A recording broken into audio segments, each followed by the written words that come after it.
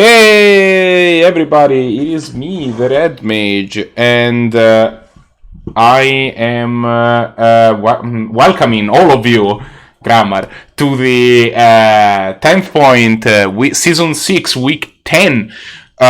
We are ready to bring you 3 exciting rounds of Canadian Highlander. It's just 3 this time because we only have 8 players, but our players are raring to go. And we are super excited to bring you some exciting calendar action. Joining me on the line today to help with bringing the aforementioned exciting calendar action, we have my lovely co-commentators. We have Loman. Hi, Loman. What's up? Hey, what's going on? I don't know about lovely, but hopefully I can say some insightful things about magic, and maybe that's good enough. If that's lovely. I'm lovely. How you doing, bud? And Gosmit. Hi, Gosmit.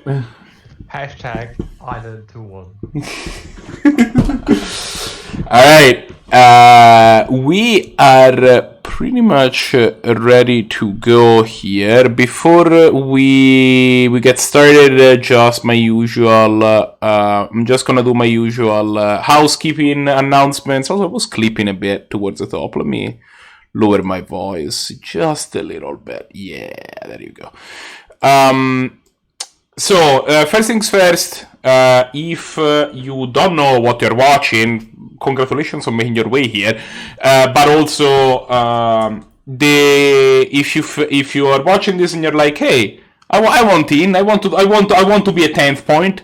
You can type exclamation point Discord. That gets you to the Discord. You get, and that is the base that we use to run the events. I'm gonna have the links to the sign up for next week soon, but not quite. I have I am also going to remind everybody. Well, also if you just came here maybe through the Twitch magic thing somehow, and you don't know what we are doing exactly, you can type exclamation point Canlander, which I can spell, I swear, and that brings you an explanation of the format. Canadian Highlander is this sweet 100 card singleton format in which no card is truly banned, but some cards are pointed, so that you can actually make sure that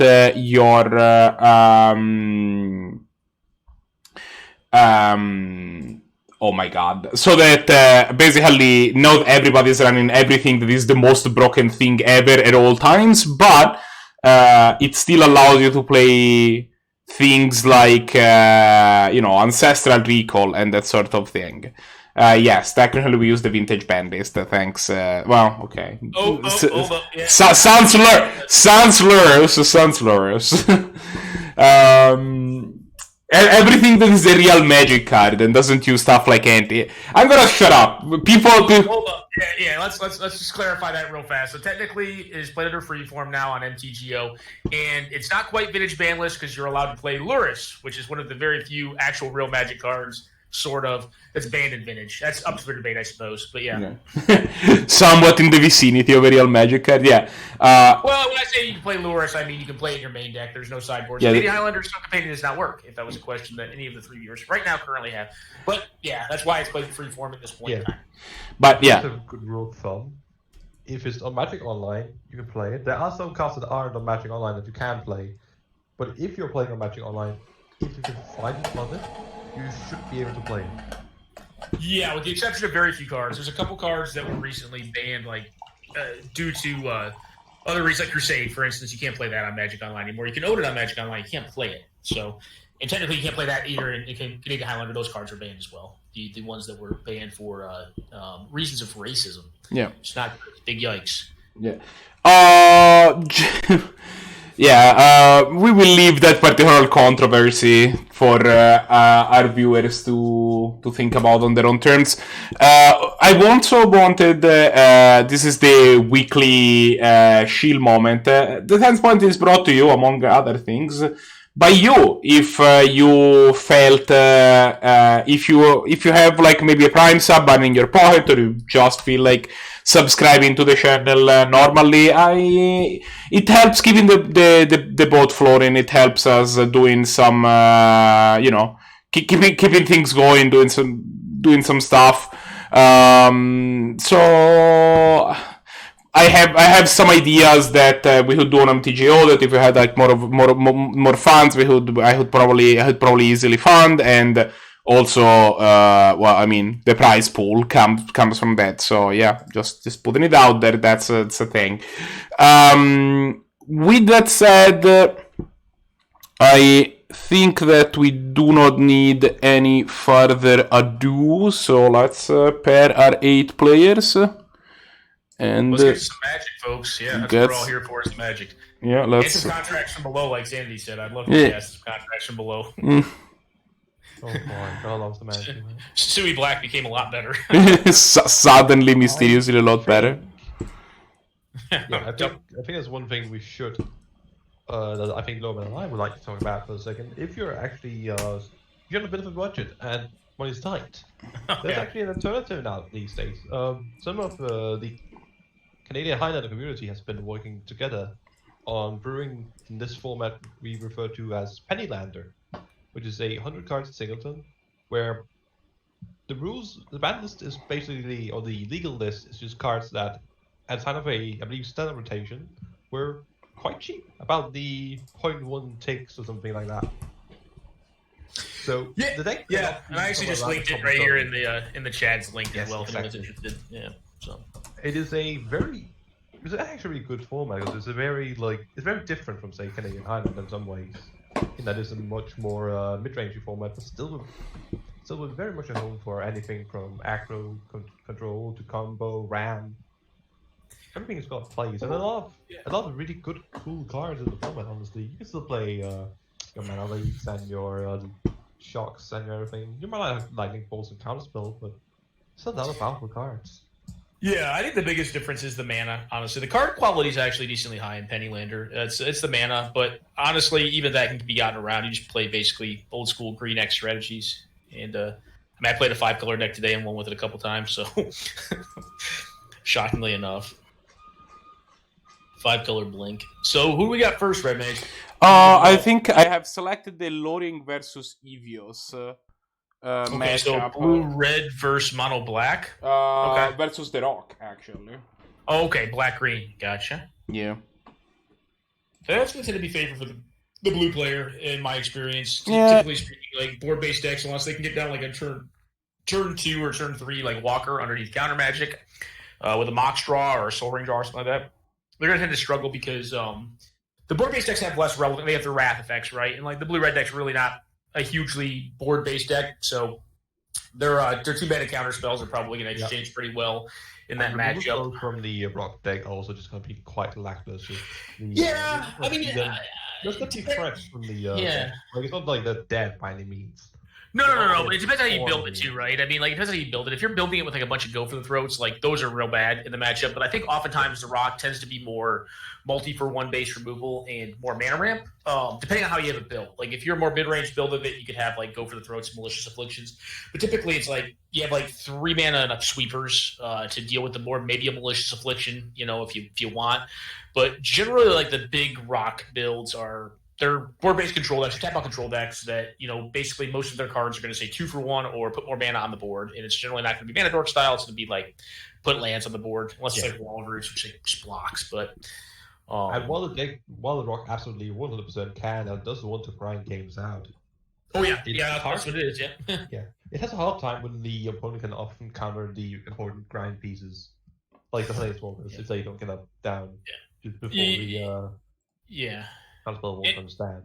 And I think the difficult thing is I mean, counterspell, generally speaking, Canadian Highlander is going to cost 2 mana. Sometimes people play 3 mana counterspells, but they're not that great. They're not really highly played. There's like only a couple that are highly played. A couple 4 and 5, which are like, but when you get hit by those, sure, like Mystic Confluence but there's not many. Like there's mostly 2-mana counter spells. So like my point was is like you're looking at the rock deck. Like most of your threats are going to cost 4 mana and up, and being able to double spell those is very difficult before your OP gets to 4 mana and can double counter in a turn, right? So it's definitely a challenging matchup. But like I say, I think the big turns for the rock deck are going to be trying to like ramp early with fast mana, get a thing down turn 2 or 3 underneath counter magic, and then grind out with that if they can. But we'll see. You know, a lot of the burn spells are going to be less relevant in the blue-red deck too. So they both have some dead cards for sure. Absolutely. And also the non-basic thing tends to be pretty rough against the rock too. It's not great. Yeah. It's not completely horrible. The rock isn't a deck that is going to just scoot more or less to a Blood Moon. It definitely can fight through it. Easily. Deck with mana dorks and such. So like it's definitely on like for a monster color deck. It's definitely not where you. No, I don't even think you really care about Blood Moon on that deck. I think Blood Moon's honestly like fine. It may be actually equally disadvantageous. Yeah, I think it's actually equally disadvantageous for both decks. Personally, it's more of a call on what the ball state looks like at that point, not just this card's just great in this match. Yeah, like when you have your Castle Vantress down, you want to be like, oh, God, can I freeze cry in every turn on this? That's wonderful. Yeah, or Mystic Sanctuary is another big one that sometimes can make awkward, you know, or you can't fetch for it and like get a good spell back that you want, whatever. I mean, obviously, your non-basic Training in the Mountains is more relevant for you because you are partially a red deck. Yes. Penny Seinfeld. Did we watch that last week? Yeah, we did. I'm just looking. Nice. I don't remember. Yes. Was I here? Am I stupid? It was actually after you left. I think it might have been, the one. You saw Necrotense, frankly, just get demolished. Okay. Well, it's Penny Seinfeld. And me complaining about how Darrell played, to be honest. Oh, okay. Then again, I complain about how most people play. That's what it's like being a commentator. You complain, and you call something cool, and then you complain some more. Maybe. I mean, it depends on the day. I mean, yeah, there are certain times. Like I think the last time I was a little critical, but well, I think that's the job. Yeah, it was just really hard to like be like I just didn't see where things were going in some of the games. All right, so we have a turn 1 duress. Honestly, I kind of like holding that, but it really depends on what your mana looks like. If you're looking to ramp next turn, it seems very reasonable to do that. If you're going 2, 3, 4 or something like that, absolutely, I like taking that. I think a miscalculation says that you want to slap down a free drop and not have it get countered. The problem is you're going to get they mulliganed heavily. The problem is you're going to get Fire Iced here. Yeah. Loading's on a deep I mulligan is the thing. I actually think I would have preferred if they had the Death Ride the last turn to just slam the Death Ride immediately. Yeah, it's possible. I mean, there's not going to be as many fetch lands in this matchup, remember, because it's 2-color decks. And I don't. Actually, I think I do run all the fetches I can run in UR. I'm not sure if you need to run all of the red fetches, but I do. It's a clean answer to this thing. Yeah. I think with Power Fire Head I'd probably just. I was there probably just fire it, maybe? I don't know. Charm fire. Well. You can also just choose to like kind of the Elder here. One second, I gotta think on it. I don't know. I think I would likely fire it, and say Visit Charm to counter a non-creature spell. There's a lot of non-creature spells in this deck, depending on how well you know the matchup. They're down on resources, so they don't have a ton of mana. I do think you kill off the death right here with one of these 2 cards. I think I like using the fire personally. Yeah. I think because I'd rather Visit Charm, like, for instance. Back in this game. Well, I like, Friendship Arena is the kind of card that can get you back in this game. Although it's not going to be great versus Narset, which they know is in their OP's hand, right? Because they duress. Oh, yeah, it's really bad against Narset. That's true. Yeah, it's not very good against that. They're not afraid to get the counter spell, it turns out. Yeah. It might even not be incorrect to just keep this tribal around for now. The one thing is that if you get a forest, you can also just activate the tree. If they downtick. If they play the Narset here, all their OP has to do is find a forest, and if they downtick the Narset, the Narset's immediately dead, right? So they're just going to do nothing here. I think you do get a forest, so you can activate. Oh, they're going to get this. They know about the Narset, so I think doing this is a little bit hasty. Because this is going to get played, then Narset will get dropped, and this will do nothing except for... Oh, you shouldn't counter this. You should definitely... I think you want to let this resolve and just drop your Narset off next turn. Yeah. Use some screens. You're not going to get punished. You're not going to get your Narset punished. Likely. Not likely. I mean, there's there's an argument that like if they do hit the forest, like you could be in some trouble. I think the fact that they fetched a swamp, that you know that either A, they had the first arena, or B, they literally had another double black card in hand and they drew first arena, which is unlikely. So you basically know This is actually highly unfortunate. Talking about this draw, this magnetic sinkhole is pretty unfortunate. Well, I guess it's not going to matter if they drew the forest. They definitely get blown out by it because there are 5 cards in the bin, and they could nail this this treetop village. You probably just jam this shaman. I mean, like, what's the worst thing that's going to happen? Like, it's gonna die anyways. Yeah, I think it's fine, honestly, to just take out a Nazit here. You're so far ahead. Yeah. Oh yeah. No, the Narcissist. Deck, so. Yeah. The Narcissist taking down is like a haste or a shock. They could be playing like Vengemine. I don't think they are, but they could be playing Vengemine. Could be, yeah. Not an unreasonable card to play in the rock. Absolutely not. Certain builds of it, but yeah, not unreasonable. But we just want to see like the fact that here, like look at yeah, sure, Magnetic Cynical would have been incredible against Treetop Village. But besides that, the Blue One player would have had a tough time just dealing with a Treetop here if it wasn't for that one card. Yeah, but the thing is, I mean, they've impulsed twice. So I mean, like them having it's not a huge like it's not like oh my goodness they had it. It's like yeah they had it. I think you lose if you don't play practically here because you're not going to win the late game. Yeah. No, you're not. You got to play the board. Yeah. Like, you just got to play the board. You don't have any way to grind out against a deck that's just like you said. Nazit twice. Yeah. So there's 2 cards in the blue-red player's hand I am not a fan of. I don't like that Thassa's Intervention. I don't think that card's that great. I'm not a fan of. Yeah, the other card, the kill spell. The Blitz. Blitz of the Thunder Raptor. I do like the Blitz better than like the Fat. I've liked Thassa's Intervention. How does Beacon Bolt read? It's too expensive in my opinion. It's 1 blue-red, deal damage equal to instant soldiers in your grave and exile. Yeah. Does it go to creature or planeswalker and creature? I believe it's not the only creature. Okay, I was gonna say that'd be a more reasonable card. I would play it over this card if it hit planeswalkers as well. It's sorcery. It's instant.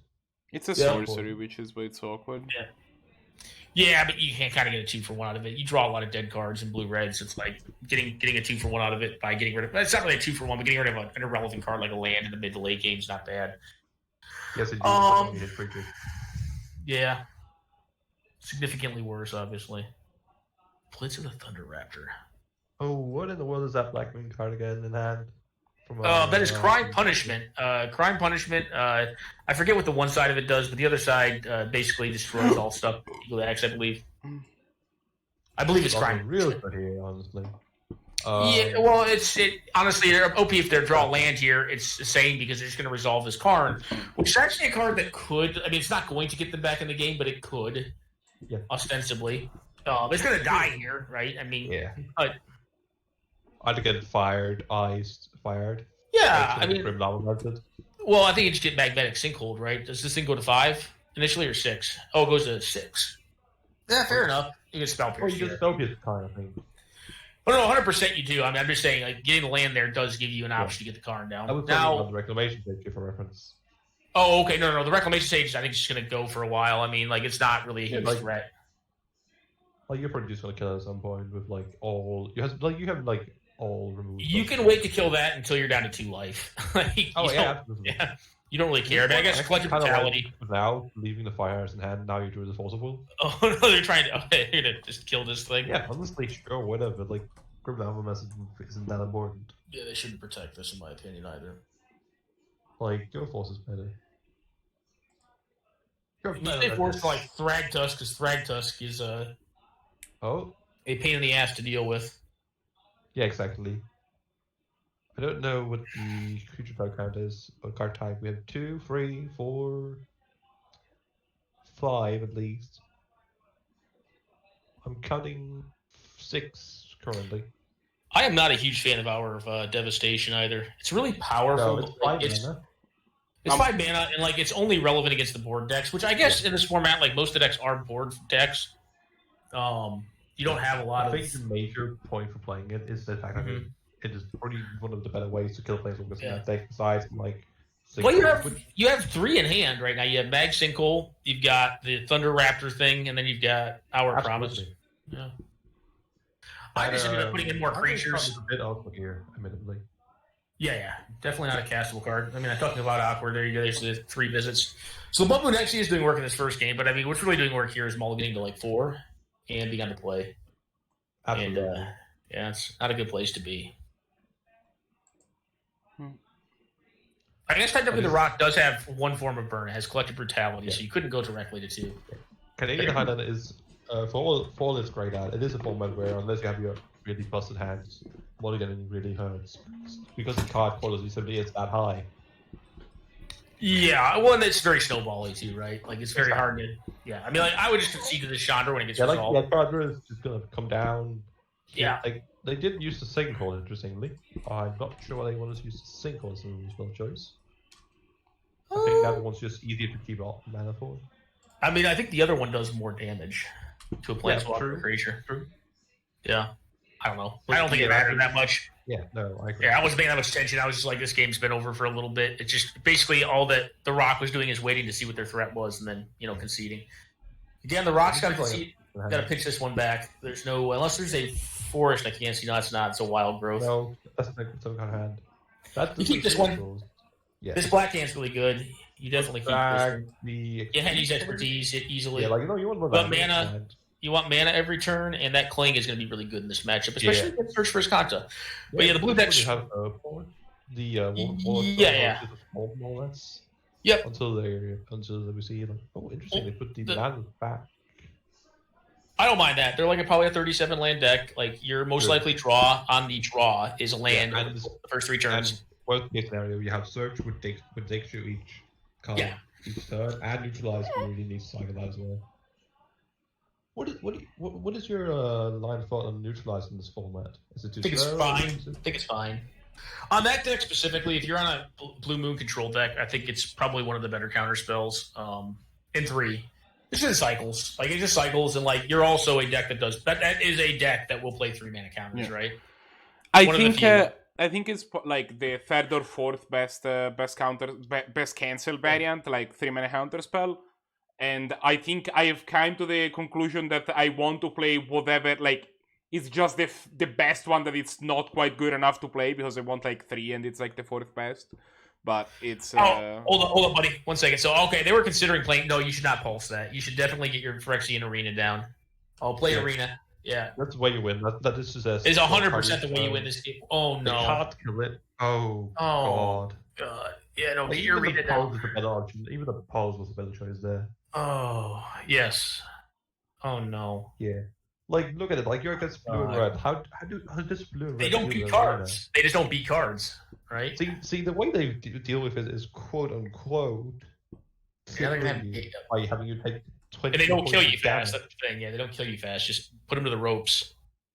Like, take the life lot, the damage. Like, you're going to win. Like, they probably end up, like, just cycling neutralize here because they really need to. I would have loved to see the neutralized cycle. Actually, you have the gauge mana. Never mind. Yeah, that. Yeah, like, look at this. Now they get to use their neutralize. Oh, it's already over. It happened. So, I mean, you cast this out. This will probably just do its thing and blow up their. Basically, now the blue-red players in some trouble because they can't counter this. They can cycle to try to find their land, which they have to do, in my opinion. Like, you don't want to just they keep going. Ideally, you cycle, find red-based mana, get down the Young Pyromancer, and bolt. You already have red mana in the triumph. Yeah, the triumph. Yeah, but any other land. You need 2 red lands because my line of play is a Young Pyro. Get pressure down. Get pressure down right now. Just get blockers and pressure. I don't think you leave the gate up when you're behind like this. It's not really a winning position to take. Not bad. Yep, there's the red mana. Yep. I think I could see Thing being actually more relevant here because you're behind than this. I personally prefer Young Pyromancer in this case. I think it helps. But I guess the Rock, like, your shit's gonna die, right? Like, so, like, I don't know. It's tough. I mean, you don't really want to bounce out of these creatures either, but Thing kills really fast, and it's a single thing. It's a single target. You have to invest that heavily in it. Like, your lines of play tend to be a little more shaped with Young Pyromancer because you do need to build tokens up, over time to actually kill with it. At this point, though, like, I think, you can't Pulse plus Arena this turn. The Arena should have been already ticking, in my opinion, but It is what it is.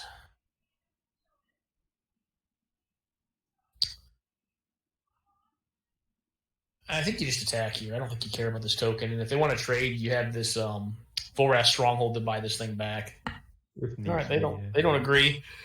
I think this is one of the things. Like, this is actually like more of a Magic philosophy thing. Like, this is one of those matchups where like you're playing the Rock, and like typically speaking, you're going to be the control deck. I think this was the game where you wanted to operate as the beatdown. You wanted to be very aggressive with how you played your cards and put them into a bad spot. Yeah, not that like playing Phyrexian Arena has never been really considered aggressive, but it is an aggressive play in this matchup, just to like slam it. Yeah. Especially when you knew your opponent didn't really have any answers realistically. I don't even think they had a blue. Force of Will is an option, or like Force Negation, but I mean they're two for winning themselves at that point. Yeah, exactly. Like you can't ever really play around that like realistically with that card. They have it. They have it. Yeah. All right. Now they're gonna get Jace, and like this game is like really open again, like with this Jace on board and an 04 blocker. Yeah. But like, they're getting a read down. Like we see this. Like they have like so much mana, and if they've been drawing all those cards in the meantime. Yeah, just winning. They just be able to keep slamming threats all. Oh, if I thought they were going to play.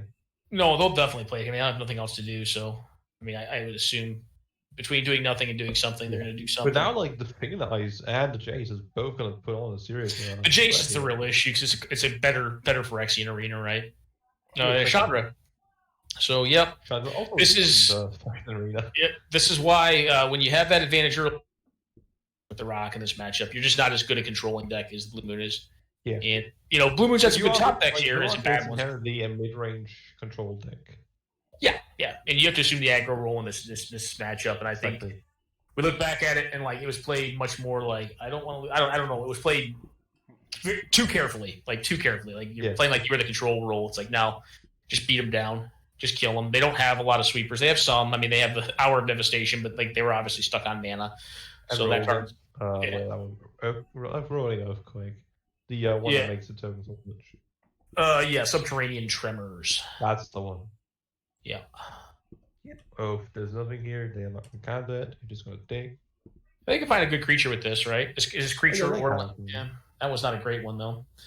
That's not bad. It's not great. You definitely ship with both the factory and the reclamation sage here at the Jace. I think first you have to take a look at what's on top of your deck. What are you talking about? We already did that. The peat. You could. I think I wanted to. The hole? I don't mind keeping up the Yavimaya Hollow, and I wouldn't mind actually doing this next turn. No, this is if why would you attack now and not attack earlier with the creature? Mm-hmm. Oh yeah, I suppose you literally can regenerate. I'm a big yeah. That's why you leave it up. I mean, if you want to, I mean, you don't really need it back off of the Vorath Stronghold, but I wouldn't be surprised to see just either Chandra or Licorice going down, but we're probably going to see a Brainstorm first. I think at this point you actually dig with Jace, and I think you actually Chandra and dome them for 2. Or Chandra uptick. At this point when they have the Phyrexian Arena down, I actually want to like pressure the shit out of them. I want to put down Chandra and just like uptick it. I could see making mana with it to kill like one of these 2 threats. Like they have mana for days, so like killing the DRS is like it's okay. Just get the Imperium out of the way. Like that card's that card's junk. And actually, they do find the foothills. Does have a lot. Yeah, I actually think I'd rather get rid of Latnam's Legacy over the. Sure, you just fill up like the rules, but instead. I guess they really want to flip this thing and then bounce all the creatures. Problem is, I think most of the Rock's creatures are going to be easy. With that, you can still do that easily with that and like Sure. Oh, we got speed up your flip counter. Yep, more mana. So we're definitely. I wouldn't play land first, but definitely should be sacking the canopy land here before combat. And I mean, if you have Tireless Tracker in your deck, you probably shouldn't play the land first in case you draw it. And I don't think you fetch first because if you do the Tireless Tracker, I mean, there's a very small argument that like you lower the percentile by a tiny bit for the next one draw. That's very minor. But then the upside of like hitting like one of the cards that cares about lands. Or like a Corsair Crew fix where you can just play a land off the top if there's another one on top of your deck. And then your fetch really helps just in trying to get that additional value. Yep. Find what you want to find off. Of course, but All right. Yep. Yeah. do find a lot of hatch for what that's worth. Yeah. Well, you send in with both these things, I believe. 100%, yeah. And just dome this Jace for 2 at a minimum. What do we have here? We have a card in the bin that Cling to Dust. Oh, yeah, I like Cling to Dust here, actually. I don't hate it. It's fine, yeah. It's certainly fine. Eat up some instant sorceries. Like Sure. Before you like from the gate. Yeah. Go Pyromancer. So that's not going to draw you a card, homie. Oh, it's going to gain you some life. Yeah, I don't think that's the most relevant here. I think maybe they thought it was just always draw a card. I mean, it basically is. It depends on the matchup. Against Red Deck Wins, I use it a lot to gain. I mean, yeah. One time is generally enough to gain life against Red Deck Wins, and you stabilize, and you can use it for cards later on. But it's been my experience. Depending on the deck, like a Grixis mid-range deck or something like that. Yeah. Or it gets you out of range like the last card. Definitely up there for like one of the most undervalued assets to ashes, spots to dust. Indeed. But yeah, we're just gonna see like Evios just like climb way ahead here. Yeah. It's not looking very good. Evios is always honestly a solid player. Like, yeah, we might disagree on some of the specific plays and lines of play and the card decisions, but like definitely a solid consistent player. Yeah. Who knows what they're doing. Yeah. For sure. But yeah, I'm having a hard time seeing how loading could bang this. As far as I know, loading did not win the first game. No, we watched it. They didn't win.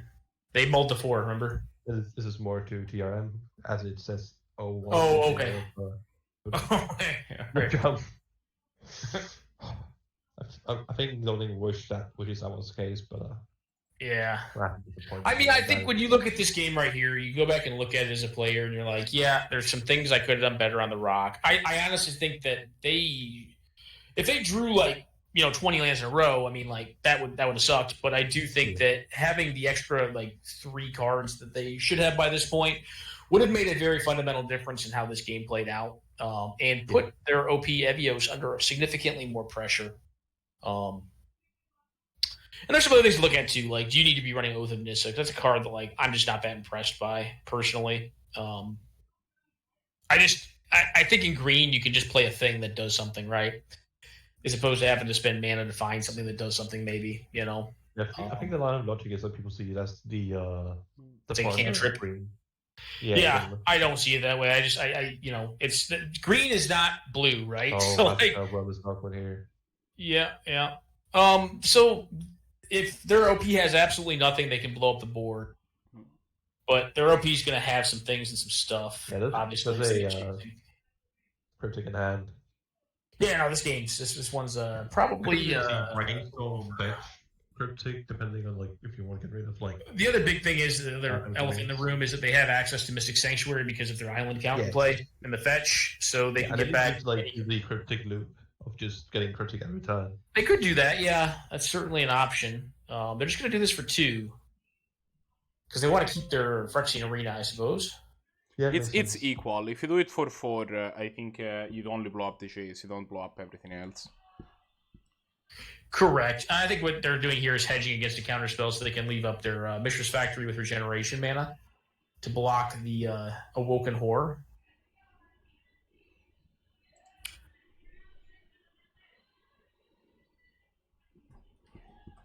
They're going to attack the Jace. Okay. That could leave them very dead next turn. Actually, I believe it does. That's so 8-9.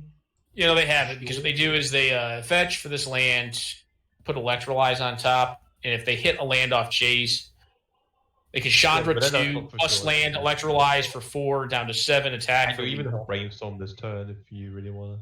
Yeah, if you want to get your card. So you should put Electrolyze on top. All right, Cryptic Command. They're playing it like control player, but you can put Cryptic or Electrolyze on top, Brainstorm. You're very likely to find your next land, and then Electrolyze plus Chandra Tome down to 7 attack or lethal. Doesn't matter. We see the concede here. Yeah. It's going to take us 2-0. Agreed. So 2-0. Magic here, showing us just why this could be an event. Yeah, no, and I think honestly that one kind of went to prediction, right? As far as like what the results will tend to look like. I mean, I think there were probably some plays that could have been different on both sides. That would have increased probably the odds for the Rock deck, at least in game 2. Game 1, I mean, it was a multi-4s, and that's just Magic sometimes. You just run into bad variants. But I do think that, like, in general, Rock's going to be disfavored in that. But when you look back at it, that the Arena, I think, was the big card in that matchup, just getting after the cards. Yeah. Like, the first game, there was no way you were coming back at the point of already mulliganing to 4. Yeah. Like, that's just something that happens. Well, talking about uneven matches, this one's even worse. This is red deck wins versus blue-black. Although, like, depending on Wolfgang... completely horrible position for the blue-black. Exactly, yeah. Not great finding special, I imagine. Like, the Ravager, and just Ravager here, really good card. Like, yeah, it doesn't... Yeah, and they're seeing 3 cards next turn. Sadly, but if you can play your hand prior to attacking, then it just says draw free. The issue right now is that they're essentially, if their opponent hits a land, they're at a virtual 1, unless they can deal with the air, which is very possible. The Andre's Ravager also represents 3 new cards, right? If they want to ditch their hand, they don't have to because they have a synergy with they have lethal in hand. Yeah. I think it's going to add to the. Sure, but Bob's not a card you really want to cast. I mean, I think right now you just cast your pop. Well. Yeah, you cast your pop. You see the kind of skull. Yep. And then we're likely going to see a Brazen Borrower this turn on... I actually like just casting the Stormblood Berserker main 1 with no value. Yeah, just Crypt Structure. Because then you get the control of Ravager. Well, and they're kind of forced to block the Ravager and you get 3 new cards. Man, it's pretty great. And if you stack it right, you even get to loot one of those cards away. Yes. I agree. Yeah. I actually think the correct choice here is to bounce... Actually, do we even bounce the Ravager because you can kill it, don't you? Capture's probably the correct one. Yeah, definitely has to bounce it before they get to attack it. No reason to kill them, a chance to loot. Yeah, it does give them more of a loot, though, right? And actually, if you before attack, you literally kill it. Yeah. Well, I mean, because they did do so here in this case also, because they did do it before the trigger at least. So 4, they're still pretty dead to board, right? Because right now the issue becomes the stomp plus the Remanat runes. Yeah. And our hand is quite irrelevant. Like Resurrection can definitely help you with that stomp. Yeah. But what is Bob gonna do here? But kill yourself. Yeah, and you can misdirect the stomp though. I mean, I guess. Yeah. Eesh. So we're gonna see a Stormblood probably get killed off here by Liliana. Sure. Yeah. No, they're gonna mill 2 and draw a card. Oh. What can they get? Tombstalker's a cool one. I don't think Tombstalker's castable now, is it? No, it is actually. I think this is more of a desperation play than in case they try to find. Tombstalker actually is castable for correction. Because they get it back. There's 4 cards in there. It's exactly castable. It's not a bad one to cast here. It's huge. Oh, they'd already milled 2. Yeah. Well, yep. I thought they'd had milled 2 at that point. That's why I missed it. Yeah. And you even get to hold up like the misdirection on the fairy. Yeah, I think they want to keep that fairy in hand for any burn spell. Obviously, like that's quite relevant at the moment. The issue is here they have to go to 3, right? If they attack with both, the shock, assault, and then the Ramirez Root. No, they're just dead. They just cast the shock. It will get misdirected onto the Harsh Mentor. You can choose your poison of how you wanna. Yeah, you should just take this. Yeah, you should just kill off the Harsh Mentor probably, and then they're gonna. Pardon me. They're gonna stomp plus cast the Bone Crusher, which is another thing that no one wants to target, right? Well, you just blocked Crusher, but yeah, next turn ruins.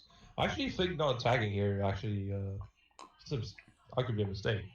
Depending, because like you're gonna lose your creatures slowly to the Liliana. I guess you would argue that the one of them. You're saying attack first and like threaten the Infuriate or whatever. Attack first, begin it for 1. Well, again, I don't think you're on a board there where 1 damage makes a difference. No, it's multiples of 2 at this point. Yeah. So I mean, they're Dobbs right now unless they can blow up a land. Actually, they can blow up a land with Field of Ruin, but that Titan's on 2 mana. That's actually an argument then for like just activating the field instead of the storm. Correct. Because you know there's the Field of Ruin on the opposite side. Yeah. It's known information as opposed to possible information. Yeah. Of a counter on the following turn. For sure.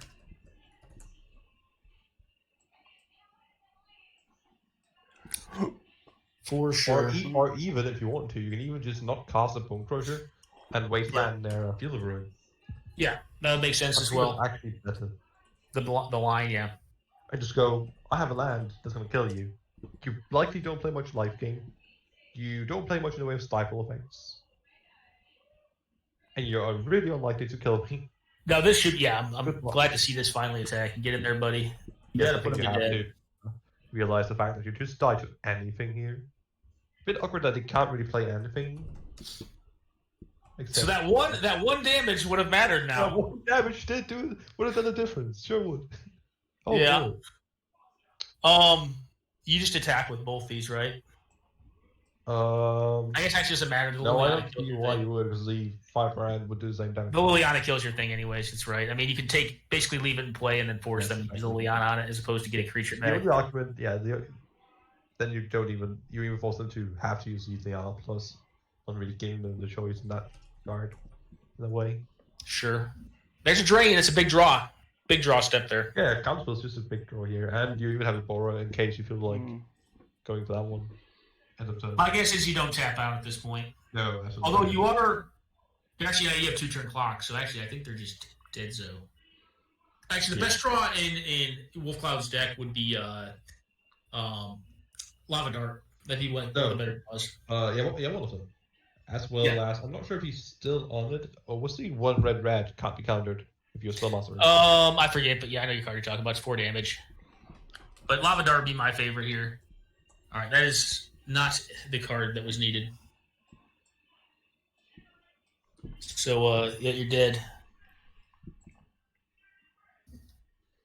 Yeah, no, I think if we went back to Swiss of Firecraft, there's a card. Yeah, I think we went back, that Wasteland line made a lot more sense. Maybe like a Hellspark Elemental included as well, I'm not sure. No, actually, no. That would be fully That would work. That would work. It's not a kill spell, it's a counter, so you can just cast it. Main one. All right, Arakasi wins the match. I do think this last game was possibly winnable by Wolf based on a different line of play with the Wasteland. Yeah, I think the fact that you just get your land fielded there. Yeah, that really that big feels bad. Big feels bad. And you could have played around that one. I think. And Field of Ruin is an awkward card though. Like sometimes you just miss it, you forget about it. You're so used to Wasteland and Strip Mine in the format. Well, who else we still have active, Red Mage? Is anyone still going, or was that it? No, I think that was it for round 1. All right. As a reminder to our players, today we will only be running 3 rounds because we only have 8 players, so we will not be running the 4th round today. So we're gonna do a little bit of a shorter tournament.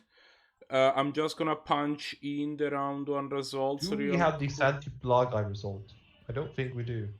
We don't have the Zannty Blahguy result. They are still playing, in fact. I missed this. I didn't see this match. Let's jump into the game. Yeah, let's watch some Magic. So I presume we have Blahguy on his black-red list. Yeah, it's black-red aggro versus blue-red tempo. Okay. Once again, Arakasi red aggro. Or even aggro for that sake. Against a blue X tempo deck. Once again, I do think the blue red deck is significantly better against aggro decks as opposed to like blue black.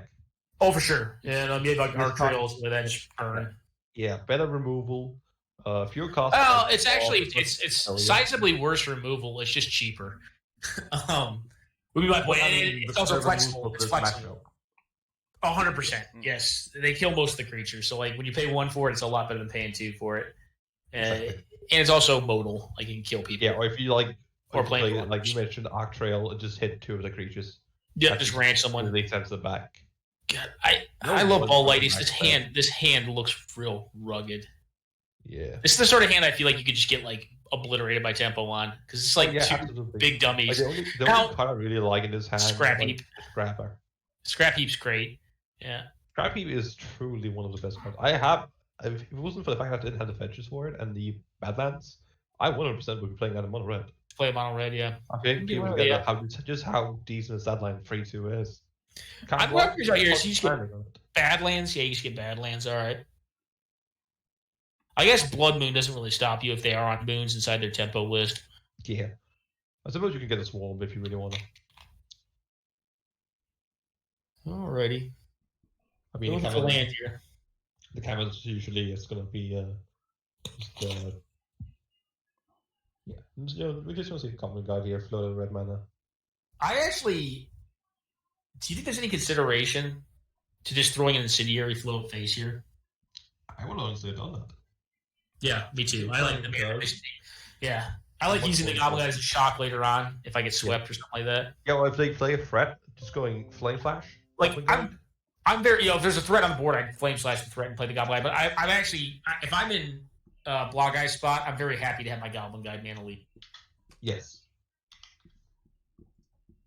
There we go. Like, this is exactly the board I'm saying. Like, if you Now you get punished here is like if you do not hit a land and they have the Pierce. All right, we hit the land. Come on. Skelemental then, baby. Skelemental. I think you just kill this thing.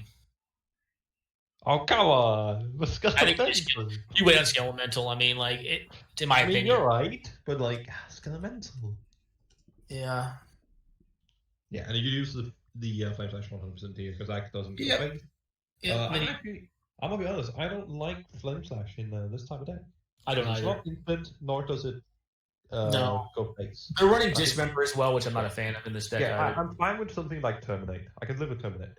Yeah, I love it. Yeah, it's hard and it's notably instant speed. I think you want some close combination of Ghost Face, it's instant speed, and it's cheap. Yeah. Although that said, like, they're running Dismember. I'm not a fan of Dismember in this list. I think it's too much damage. Yeah. Like, you need to be able to win against, like, the other red decks, in my opinion. And, like, that's a card. I agree. I do think that if you want to be taking your deck against other red decks, this is not the deck you want to be playing. No, you play Goblins. Red decks to beat other red decks. This is the red deck to be control and combo. Yeah, that's the thing. That's a question like I can ask myself is like at that point, like why not just play red? Because I mean, like Ball Lightning is like fine. It's Skelemental fine, but like, it's a lot of mana in one card. Yeah, I think Skelemental is fine due to the fact that it can just be a Punisher card. Mm-hmm. But I don't like Ball Lightning. Like I went off that in my red. I don't even think I ever played it, honestly. Yeah. I think I just jammed the Ball Lightning here because I want to get it countered. Yeah, I agree. I'd rather keep the Crop Crasher for later, but me personally. But if nothing's gonna happen to them, they get burned out. All right, we're gonna burn something out. Yep. Likely. Still winning on board, so it's like, it's fine. Yeah, you should like try to save the Crasher for a time when you actually need it to exert. It's also really nice. It does have the event. If your opponent was tapped out, I would have loved to play the either Skelemental or the Crasher. So then I know that I play Crasher at that point as well. That's the card that has the most long-term value, in my opinion. Exactly. All right, Sprite Dragon. There's a magic card. I think like Skelemental at the point where your opponent's like tapping out, like this turn here, like depending on what we see here. It's a dig through time. Yeah, that's pretty good. Yeah. That does make Skelemental significantly worse. Not just throw away the bad cards. You just terminate the Spirit Dragon. Who cares? Yeah, that card's still on the board. You know, you still have the board, like, who cares? Like, you know. Alright, so they have burn spell up, is what they're saying. Yeah, and much akin to, like, how, like, burn spells are better against red aggro decks. Mm-hmm. Similarly, Incendiary Flow is better usually, maybe not Incendiary Flow specifically, but, like, Lightning Strike effects are better than Dreadboard in this matchup. Because A, keeping them in hand allows them to go face later, and very few of the cards you're going to see from Zannty. What do you like doing here? I actually quite like. I think playing I don't really like playing this. I don't know actually because your opponent is a 10. Putting them 4 is a big deal when they have 3 cards. I like Incendiary flowing the Sprite Dragon and forcing her to play to the board. Yeah, I think if my opponent was at 1 less health, I would play his Skelemental here 100% of the time. Yep. And because I had the Incendiary Flow in hand. Big question is now they have the counter spell. They have the counter spell in hand. I think in this situation, I either play the I don't feel like they do. And I'm leaning toward Ramble Master. So that's a threat that. This next turn, actually, I just kill their stuff. I kill all their especially stuff. now that you draw, especially with 2 lands in hand now. Or just draw the win. Draw the game win. Uh, Yeah, upkeep it. Why not? yeah. I think pass the turn, then terminate. I think you would rather play around because they're not like you can play around miscalculation, sure. Mm-hmm. Like if you're playing around miscalculation specifically, there's more cards you play around by playing. Well, you should, but you're 100% right. The big thing is here. I think you cast terminate in Price of Progress, and I think you do it all on their upkeep. It's a force to tap out. Notably, if you take 4, so you are running out of the time where you can play Price as well. Like the clock on that is ticking. Well, they're at 4 though, so they're literally dead to Price of Progress. I'm saying that if you like wait a turn and just like I don't know play Ramble Master here for example, then you could end up in a situation where next turn Zannty untaps, puts you down at 4 or less, then Price is dead. You don't do anything with it. I actually like targeting the Spirit Dragon because they're incentivized to cast a spell here to give it plus That's 1. actually a really good point, yeah. Yeah. And then they lose if they cast literally anything. You should not do this right now, but you should do it. You should price. Might as well just make them tap out on their turn. Makes the Fairy and Clay more awkward. I would do it upkeep. I mean, like I don't think their last card is relevant. Yeah. Or if it is, like I specifically think the last card should be relevant due to the dig through time. I mean, I think they got the burst lightning and something else. Yeah. Not sure what? Maybe the Goblin guy, but that doesn't seem like the kind of card you want to be picking there. Yeah, I don't think it was good. Dude, you had lethal. You go for it. If they hit a land, they're still fine. I mean, if they hit a land, they're still really good. To be fair, if they do get counterspell in that situation, that is very punishing. They might even be. They're not dead. They're not dead. No, they're not. Yeah, they're not. Go to 2, I believe. But then if they do that, they're going to get shocked. One bar to deal with the ball lightning. And you know what? Just go here. Yeah, you have it. Oh no, you gotta. And please do not play the ball lightning. Oh no! Please just play the pillar. No. You died to a ball. No, you gotta burn and counter now. I mean, if it works, it works. Yeah, might work. It did. Okay, it just worked. Yeah, against a hand of just a bunch of mouse pointers, this was clearly a superior line. And this is what I say when people say, "Oh, but mono red and Aggro, especially mono red, isn't just an easy deck to play." Like there's so many small decisions. Like no, it's not an easy deck to play, but it is. I will say this, and you can disagree with me if you want, because you probably play more red deck wins. I play a lot of red deck wins, but not probably as much as you. Like it's a deck that is very easy to pick up and play to the 70th or 60th percentile and still have good results. Definitely a deck where because I'll be honest here, like we saw the play of this deck, and like black red's a little more nuanced, but I think there were a lot of lines that could have been done to optimize chances of victory there. Just specifically in the use of like instant speed, terminate plus price of progress to seal a win, or force the counter to tie up mana on their turn to reduce activation of the conclave, and or clear the way for the ball lightning on the following turn. Right, so it's like you just put them in more of a bind and tie up more of their mana at once. I think for a bit of an analogy, I think the way you can look at like a deck like mono red and similar decks is that it's very much a ABC type of deck. Like if you think of it as like a dish, it's like it's your meat, it's your potatoes, it's your vegetables, kind of maybe a bit of sauce. Like it's a very base dish, which just has like the burn spells, the creatures, the lands, and the odd card. And at the end of the day, it's not hard to cook up a decentish cube steak, but getting a filet mignon perfect, Exactly. Whereas something like more, let's say, akin to like a curry, which is like, say, a storm deck or similar, or a deck that has a lot of moving pieces. Mm-hmm. Lands, for example. Or curry's kind of like storm in that way too. It's real easy to actually play and make. You just gotta practice. Yeah. Welcome to our cooking stream. Yeah, actually, curry's one of my favorite dishes. I think I'm making that shit tonight. That's lovely. Can I have some? Actually, in Europe, I mean, you got a plane. I mean, it's a really fast plane. I didn't specify one. Making some green curry now. I mean, it's going to get old by then. I have to make some new stuff.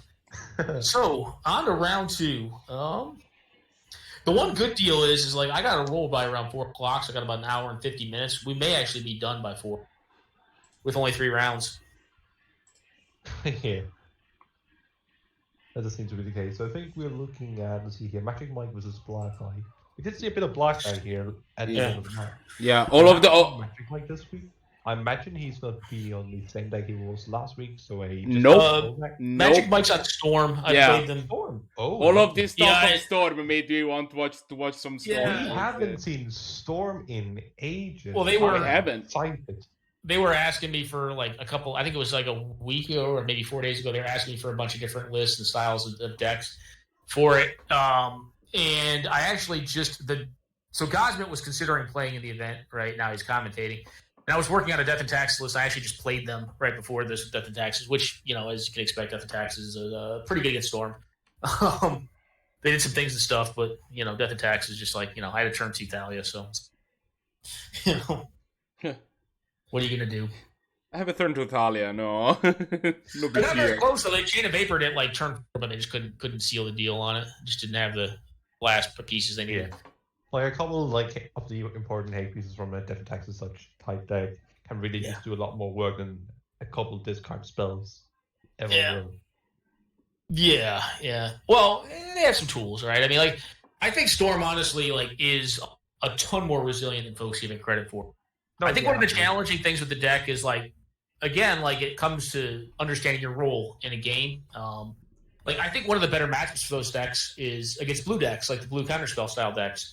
Not tempo decks. Tempo decks will just beat you up. But it's like Blue Moon. It's a great matchup, but you just can't you can't YOLO it. You gotta slowly grind up. And get to a point where there's just no way their mana can keep up with your own mana. They have your silence effects, your hand attack, all that stuff. Yeah. Knowing when to use it, but I think honestly this meta is not. Storm's interesting. It's not as good as it once was. Been a lot of points changed on Storm over the last few cycles. Storm even lost Tainted Pack, which is actually Tainted Pack was not the best tutor in Storm, but it was definitely a playable. Very easily. It was intent based. It was intent based tutor. It's also very hard to do because sometimes you'll be like, oh, I need this card, but then on the way there you see, oh god, that's my tendrils and that's my this. It's an intent based tutor. Normally you used to find another tutor, find land. If you get a target of opportunity, like an Underworld Breach, something along the way, maybe pick it up. But typically speaking, it finds another tutor or land is how I've used it in Storm typically, which is not bad. Still not bad. I've rarely gotten dirted by finding my own tendrils. Or if what you literally need to find is the tendrils. Yeah. So we're gonna see a turn 1 Goblin guide here from the Rakdos Aggro, and we see a couple of neat cards here. That's right, putting more pressure on Scourge is a quite free damage. Slightly. Yeah. Well, Trickmore is an awkward. Yeah. Is an awkward one, and then you got the Vampire Lacerator, which honestly, is sometimes not irrelevant. That damage, getting a player to 18. There are times where you hit with a Brawl or hit with a Blood Pet or whatever. In these matchups, and that one extra damage that gets them to an even number, lesser than 20, is actually relevant if you're on a tight Storm list. Storm's weird, right? The tutor Storm decks are. Yep, the Storm decks are interesting from the standpoint that when you that was a good one to draw. When you go off on turn 3 and sometimes some turn draws, your Storm count can generally be very tight. Some 4 and 5 draws, turn 4 and 5 draws, it's damn near infinite. It's that one extra turn, that one extra land, can make it damn near go infinite. It's kind of funny how it always works out that way with Storm. But honestly, with the mana depth they have, depending on what the range of their card looks like, plus their draw step on Storm, they could just win next turn. It's very reasonable. Yeah. Like you said, the Knight of the Ebon Legion is a really big draw here because God is it a fast card. Well, it's honestly it's interesting, but it's all right because they only have one black source available to them right now. Yeah, it is awkward, but then you just play the Knight and you screw the opponent. I think you're just going to play the 2/2 here because you're not guaranteed the land drop. I think you play the Skewer first. And then big damage. Honestly, yeah, it is reasonable. It is reasonable because you're skewering. Yeah, that's what. All right, so they're sliding, so they don't probably have it yet. So they're sliding right now, and I think that's reasonable to not have it exactly now. I mean, it's getting turn 2 is pretty good when that happens. Turn 3 and turn 4 is pretty. To be fair, even the worst case scenario, as far as I can see, is from Zannty coming here, maybe land Skelemental or something, or 2 burn spells. Is the Spike Jester's not a bad pull. No. Does make me even more just like the fact that your 3-power attacker for the next turn. Yeah, just scales. Like, it's actually relevant because they are a odd number, so that extra point would be relevant here. I think Knight is one of the best arguments for if someone says why should I be playing Black Aggro, I think Knight is one of the best arguments. That card is scary. Yeah, you get a couple cards in Black Aggro. I mean, typically speaking, it's just a worse deck. All right, this could be lethal. So if they already have the Underworld Breach, they're going to be getting LED. If they already have LED, they're probably going to get the Underworld Breach. They can also just find a Black Lotus with this, which is what they found. If they don't have any of that, and they want to just go off with a triple tutor, which is what I kind of feel like they have in hand because they didn't play a land. So my assumption is they have a trip tutor, or they just kept a rougher hand that they were hoping to get out. Off the Goblin guy. I'm not sure we saw this turn actually. Yeah, I mean they got to do it now. Like the game is. Let's have Giga Drops. Yeah, there's the Lotus. Yeah, Giga Drops could do it. They could make Trip Blue off the Black Lotus and Giga Drop if they really want it. But they're going for it, and as they should. They have something, it seems like. All right, let's get Underworld Breach, which. Oh yeah, Breach would make sense. Yeah, but you should definitely use your Grim Monolith mana for that. Yeah, keep up that additional. Save the black. It's not gonna probably matter, but it could. They have one card left in hand. So what, you can cast the Black Lotus? I mean, if you have Brain Freeze, you just win. But, I mean, we'll see what they got. True. Because now they're in a rough spot if they don't have... Find a way to cast the Besiege the Queen, at least, I think, here, don't you? Yeah, and then what does that get, though, right? Because you don't have the mana. What do you have in hand? That's the question. If this is a bolus, is it all hype? I don't think it is. I mean, I didn't see that when I was playing it, but it could be. I don't think it is though. Yeah, I think they're in a rough spot. I think they're in a rough spot. Is where they're at right now. I could even see it in Desperation Tendrils here, but like that seems just. They're considering getting blue, which I actually don't mind doing. You should. I think you should consider it minimum. Yeah. I mean, what's your last card is the big question. Exactly. And if you went this route, why did you get Black Lotus over the LED? I guess because you had triple black. That's fair. But you could have fetched differently.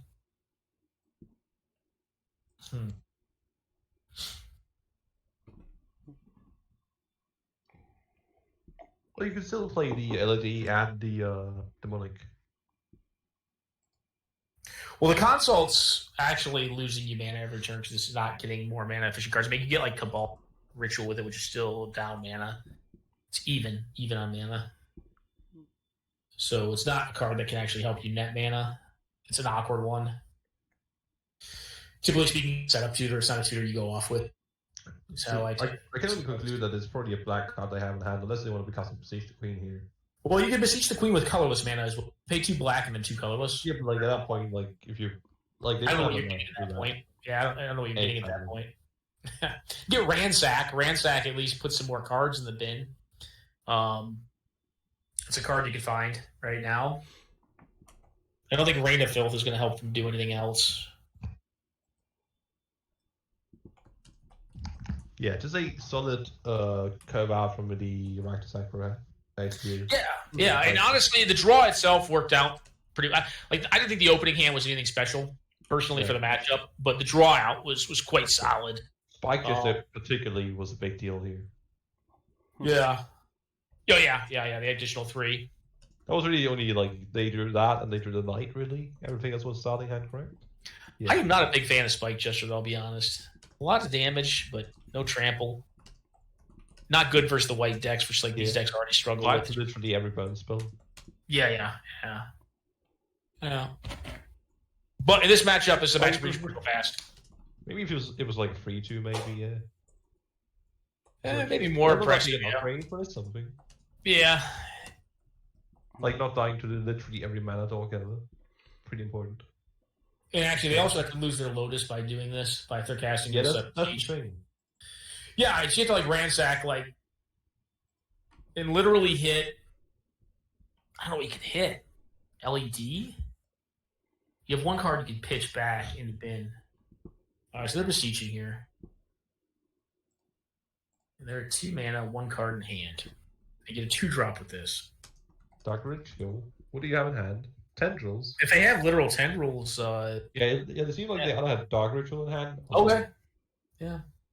But they had a. So this is only down to 2, right? Yeah. I was gonna say this did actually feel like a Conspiration Tendrils. So they need to find some way to do just any amount of damage here, basically. Yeah. I don't think it's realistic for like Mike to do like. I mean, they have Fire Ice in their deck, and actually their own card's going to kill them. I forgot about it. Their own card actually kills them. The Vampire Lacerator will kill them. They actually won. That's correct. Yeah, because they're not going to be able to do enough here. Like the Lacerator just kills them. So it's funny. I wonder if the extra point may have actually been relevant in not having Lacerator play. Yeah, the Knight would have just put on so much more of a threat. Ironically, like, God, killing them. Yeah. Oh wow, they're just dead. Yeah. I think also draw Fire Ice or Lightning Bolt. I play Lightning Bolt in some Storm builds, especially in like the Breach Storm builds. I actually don't mind. It's actually a very good control card. Certainly, so Windcom at some point. Yeah. So yeah, the Lacerator did cost them the game over the which I didn't know Edge in general would have been a better call because it would have made up the damage potential by the second turn it was in play. So I'm looking at a very scary hand from Light Red here. Both discard, Eidolon, and a huge threat in the. Yeah, their hand's perfect. Got good mana. It's got discard. It's got a disruption card, and it's got for the fatal push away if you don't have like a Dino. They're probably fatal push. Yeah, no, fatal push is not a great card. That's be. I mean, if they get lucky, their OP may play like a Brawl or a Goblin Electromancer. I don't know if they're on those cards. I play them in some builds of Storm. But we'll see. Yeah, no, this is a good one. This is a good hand right here for sure. Like, this is an auto snap keep.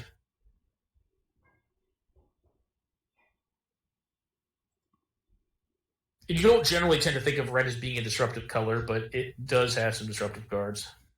Oh, absolutely. And they don't come in the same flavor, I'll say, as the white cards. The white cards are more like, please don't do that. And if you do, take your time, fill out some forms here in the meantime. Whereas red is like brings out like the fox and just gives you a beating before letting you move on. Yep, we have our third land here, so we're gonna see I assume an Eidolon, which is a must kill. Collective Brutality be a good card to do it with. Well, I think you can wait with the Brutality 100%. No, I'm saying if you're on the Storm side, we don't have the Storm player's hand right now. But if they have like a Collective Brutality, which is a card they're likely playing a Fire Ice, we're probably going to see them happen here. I love Stone Card to 1. Yeah, but the bad is for them. Stone card. Gotta love a Stone card. Yeah, the bad is for them. Oh, pedal. Yeah. I don't know. All right. What are we gonna see here? I mean, they could win this turn. Like, they're obviously this is a deck that playing Black Lotus can kill people. Turn. Oh, hey, they're doing nothing. So this could be they're leaving up Fire Ice. If you have it, I guess it's fine to leave it up. If they're playing Infuriates and like stuff like that, you can get punished if that's what you're trying to do is hold up removal. If you're not, like, why are you playing the pedal out at that point? So the pedal got played out to cast what I assume is a removal spell, and they're just waiting to get the additional 2 damage off of the Eidolon so it can make their tendrils easier. Yeah, I think you just left the dinosaur here. Oh, for sure, yeah, 100%. 11, 14, 13 damage next turn. 100% agree. Brutality. Because you don't percent lethal if you play the Brutality here. And they have 6 cards in hand, most of which are on lands. Well, the thing is, right now, their OP is... Actually, they're dead. They're -1 if the Collective Brutality drains and they pitch one of these removal spells on the following turn, if they do kill the Idol on this turn. Which is why I assume they played the pedal out, because they weren't discarding the hand size, so you wouldn't play the pedal out unless you're going to do something on your OP's turn. Yeah, right? That's what I'm figuring as well. Yeah. Big Dino. What could change this? There's probably cards like Giga Drowse in their deck that can actually tap the Dino and take them off lethal if they just need to buy time. They're obviously mana short, but I assume their hand's quite good. Yeah, I was going to say fail, which would make sense here. I've done that. Yeah. All right, so what do we have here? This could just be a cantrip, too, which should not be where you want to be. It's not even a cantrip. No, it's not. And I think it's going to be very challenging to get through this. Yeah, especially with the life. You have to hit Black Lotus. Your side of mana, you have to hit Black Lotus into cantrip, Chain of Vapor off the other blue mana, into cantrip, land, Yeah, these double digger drowse one more life here. Yeah, you can't play live anymore. Like if you're not gonna win. Yeah, now you're basically just dead at this point. Yeah. Like you have to be able to play 2 idle triggers at least. Yeah. But again, it was a very good Rakdos hand. At this point, you might just like it's definitely not good if you're as the storm player if you're just going. No, I think literally you have to hit land plus kill the Eidolon into Black Lotus. What is the oath kill? So this is when so the oath line, actually there's no creep in this deck. There can be. You can put in Runescarred Demon if you want, which sometimes I've done depending on the metagame. In this metagame, I actually think play Runescarred Demon because I think it's actually pretty good. But what Oath does is you mill your whole deck with Oath, and then you use Memory's Journey, and you pay green because your graveyard during your upkeep is an instant, and you shuffle in only one card generally, but you can do multiple if you need multiple different cards. And have cantrips to get through them all. But you put in the Underworld Breach at that point. That's the only card you shuffle into your deck. And then you're going to draw stuff because your deck is one card. Like you draw the Underworld Breach, and then you go infinite with it.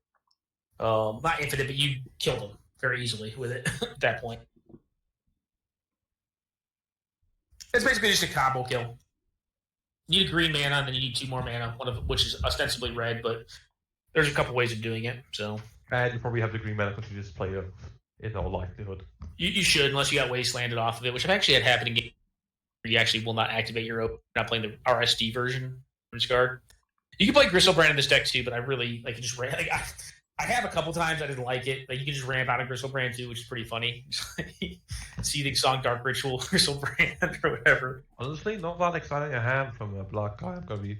No, price can clock up quickly, but in that swamp is actually upsetting because it doesn't come to play tapped, and they have 2 black. In this specific hand, it's kind of fine, specifically because they are not having any wonders, it seems, unless they top deck one. I would probably mulligan this hand on Blahguy's side if they haven't already. They're on 6. If they're on 6, I keep, but I get rid of the Rankle, I think. Yeah. Or the 2 could be a good rid of. They get rid of the. No, I completely agree. I'd keep this on a 6 and yeah.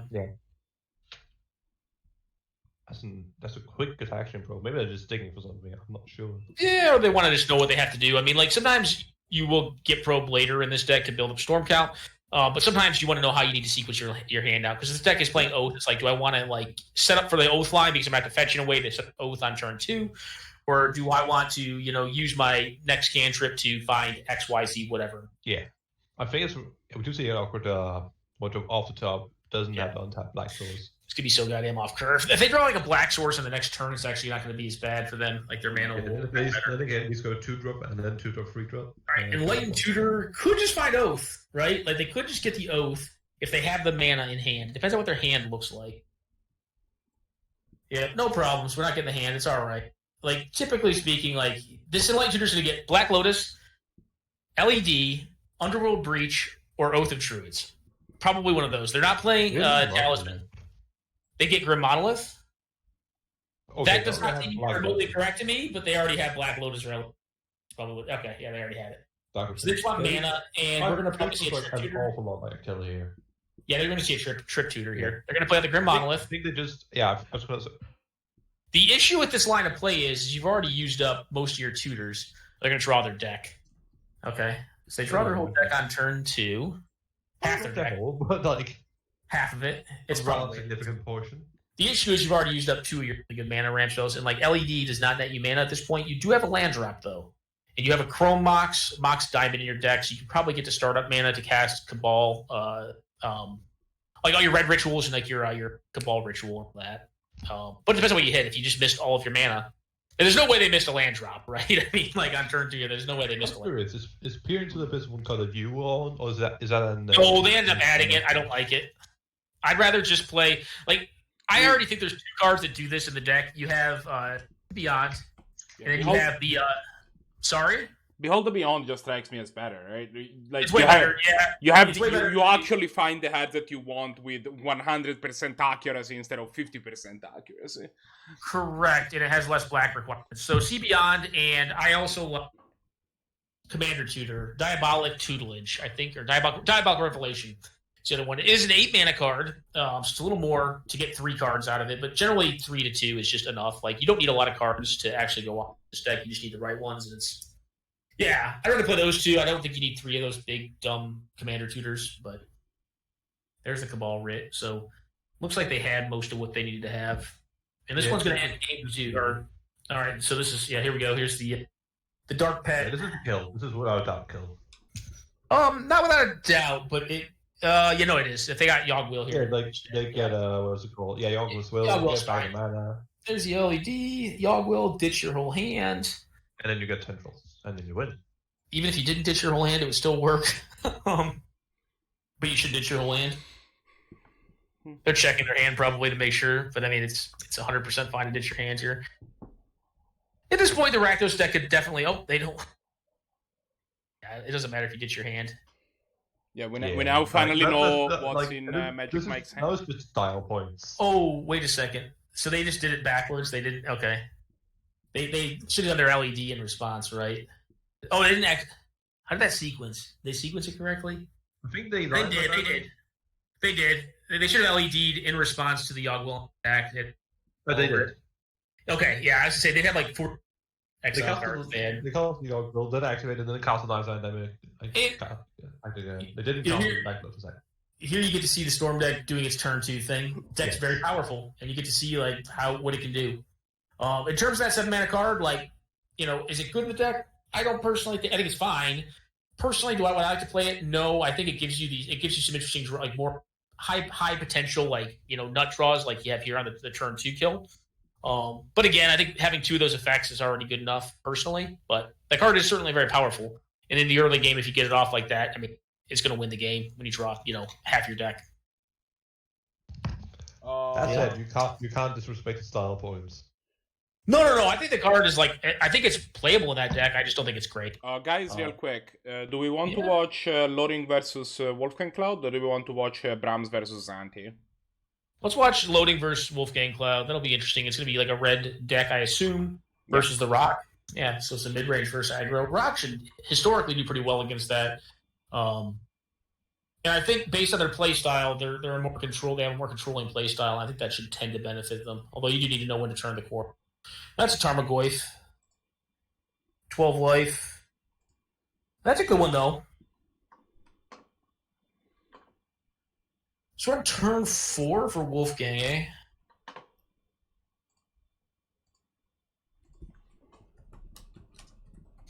That Goyf's got to be pretty big, right? What is this thing? It's F4-5 right now. Okay. We have enchantment, instant, creature, sorcery. And the match score is currently correct. They are in fact 1-1. Okay. Honestly, not too surprising. When you have an Aggro deck, and it's still not against like a deck like Rock, especially like that's a game that's usually the Rock isn't. I guess an Aggro deck not that slow closing the game. I'd say. Yeah, no, I would rather be on the side of playing Rock versus Red Deck wins as opposed to Red Deck wins versus Rock. I'd rather be on the green deck. That game end up being quite not necessarily quick, but like at least what. I mean, being fair, Wolfgang's got a great hand. Like their hand's really good. Zergo's dog shit. Yeah. Discarding the burst lightning, yeah, that makes sense. Yeah, I don't mind discarding the burst Is lightning. drawing the land there. Yeah. But They you can fetch without one anything. card off being in. They actually have the they have 6 points of burn at them availability next turn. The thing is here, I mean, you just want to hold the board state hostage by having enough things down that Tarmogoyf's not incentivized to attack, and then just like build up your burn count, let price tick up because like as the game goes on, like, you can just slowly. Also be at some point you just swing in, do enough damage that your burn spells just finish them off. Because they have a hard time dealing with burn spells. They don't like. Well, they have Tusk and stuff like that, but I mean, in general, yeah. I mean, I think I don't mind the red player spot here. I don't mind Wolfgang spot. Because right now you got 6 points of burn, 12, so you got half their life in burn essentially. Yeah. Like let's assume like this is the boss like moving on tap and ignore what costs have been drawn. Like that's not gonna be the case probably. But that's still a. They have this mana. They miss mana though. Oh, they have not. 11. I see 11 damage on board currently. All right. Well, there's more now. There is more now. Price getting price here. Yup. Now, if they have a hand attack spell, if they have like Collective Brutality here, that can be pretty savage. But the Paradise not. Now, do you think they go for an attack here? Like, if they do... I don't like attacking Tomahawk here. Neither do I. I'm nervous about attacking with it right now. I feel like every point's going to matter, but there's only one card in hand. Argument if you had something that could trade with the Stone card, I could see the argument. But since the bird just does nothing... That's it. That's a hell of a draw right there. That is indeed quite the draw. Bit awkward with a Baron Ring, it should be noted, but... Nah, like, you're fine. I don't like, think it's a big deal, because I think if you do, you just end a step, price, next turn, a Baron Ring, and then Lalamancer. Yeah, you got a bit of virtual too. Yeah. So we're just gonna see Alina come down here, and I think that's gonna end up likely actually being game. Let's see here. The 2. 6, 7, 8, 9, 10. Yeah, the 2 off. Yeah, but that's a draw step. Exactly. All right, Lily. Like literally any 1 mana burn spell is gonna be lethal here. The DRS could get awkward. The DRS could get awkward for them. I mean, they may actually grim the DRS here. Right? I can see Grim Lava answering the DRS. It really depends on what you draw. Yeah. And yes, I of course want to draw. I don't think there's any situation here where you shouldn't just go for the prize. I think you're fine with just shooting it for safe and taking it to yourself. Yeah, I agree. I think the man is too important. I'd give you the Barbarian Rig next turn. You're gonna be having the Battlemancer. Your best draw in deck is a shock, right? It's a shock. Is what you want to draw. Because you can cast it. Right now, your man is high. Lightning Strike just put you at like such a better position if you had the mana to just hold up all your burn. Now, no, I like pricing too. I totally agree with you pricing there. Percent the right play to make. Is a price. Like let's say they play at non-basic here, like you still don't have lethal. Like you haven't gained that much damage. You're actually arguably even like lost damage due to the fact that you drew a Lightning Strike here. Yeah, I mean if you drew shock, you just won this turn, right? Probably 10%. That's the best land that isn't a basic to draw right now. Yep. The land in quotation marks here, of course. So now they should have it, because they're gonna, well, they 2-2. So they 2, you know, they got it, I think. Yeah. Unless they're playing Scare, I'm not seeing how they lose here. Yeah, I think you still play the DRS out to put the damage on the DRS on your face. I think you just prize, bolt. I think there's no reason to not prize first. Sure. Unless they want to be. I also don't like losing the activation off of Grim Lavamancer either, because land's your highest probability draw. Why are you guys so scared of your own prize? You're at 16, buddy. I don't know. I mean, it's still good enough, right? It still works. Oh yeah, absolutely. It's lethal. Yeah. Still surprised not seeing the Death Ride Jam here like that. Why didn't that come down? I guess they're thinking they. I don't agree with it, but I think what they're thinking it plays to the Grim, but you actually just want it to die to Grim, especially when there's a Barbie ring on the board. Yeah, like they're gonna kill what Zombie instead, or just to fade. You have to really aggressively trade off your cards in this matchup, like early, and then like late game you get your inevitability, you draw better, right? Like just trade off your cards. You just like keep bringing back Liana if you really want to. Yeah, you can. I mean, at this point, 2-2s are probably fine. Kill it. Because that makes it zombies. Kill it. Kill it. Yeah. So, yeah, see, Rocket got there. Yeah, I think we have one game left, if I'm not wrong. I believe it is the... No, actually... Blue-red versus white. We are lacking one game. Let's see which one it is. We see Zannty versus Brahms, yeah. And it looks like the blue-red deck is significantly ahead right now. Blue-red actually does have a fairly favorable matchup in my experience versus D&T, depending on how you build it. Mine's more board-based because, I mean, it just gives it a little more equity versus red. But when you build it to be more board-based and less like counterspelly, you tend to get a really good matchup versus D&T.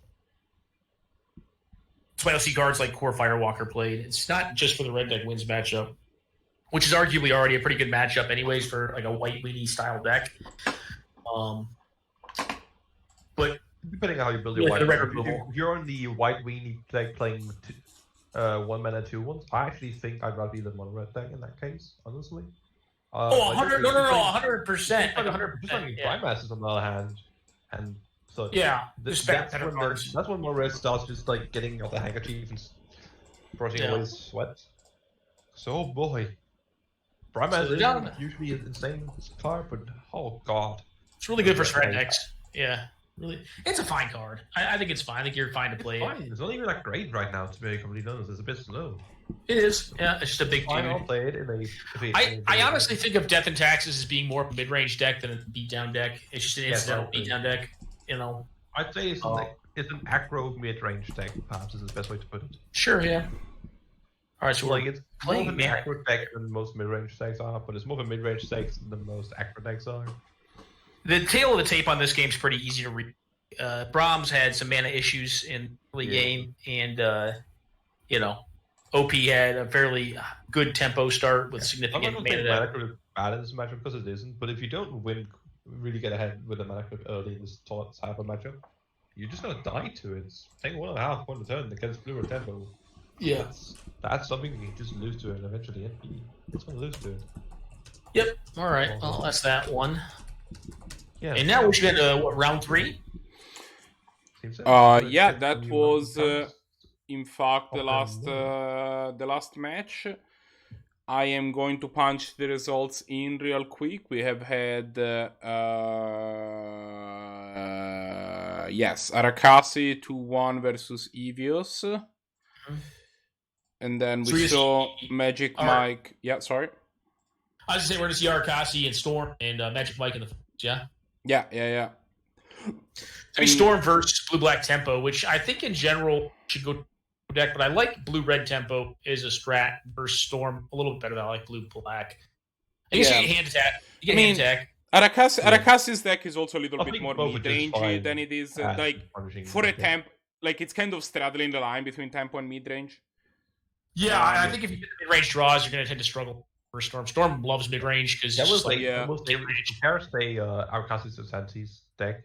Arakasi just goes significantly, as you mentioned, higher curve, more mid-range-ish. Like they play actual 4-drops and 3-drop threats. I don't think we see much. Maybe a couple red like 3-drop threats. True Name or whatever. Yeah, True Name, for example. Maybe a Rabble Master or such. I don't even think you'd play Rabble Master too much. I don't. Yeah, Rabbles is like. I don't know. Like, I really love the card. It's good. It's really good for some matchups. It's great against Storm, for instance, because like they're probably not going to kill your thing. Great against anything that isn't that board based, actually. Yeah, good against anything that's not playing to the board. Like if it's a combo deck, like it's good because it just kills people really quickly. If it's the control deck, it's just 2 creatures, and if they don't kill the first one, they die to it.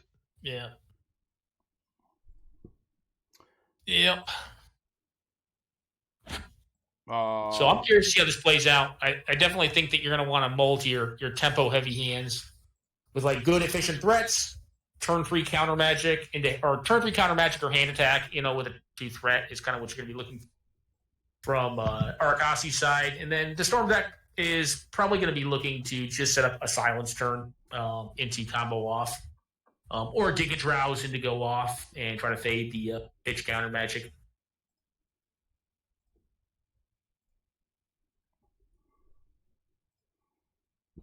You guys both there? Yeah. No, I'm here. I'm making I'm preparing the thing for next. I'll be honest. I do not have much experience either especially with the Storm deck.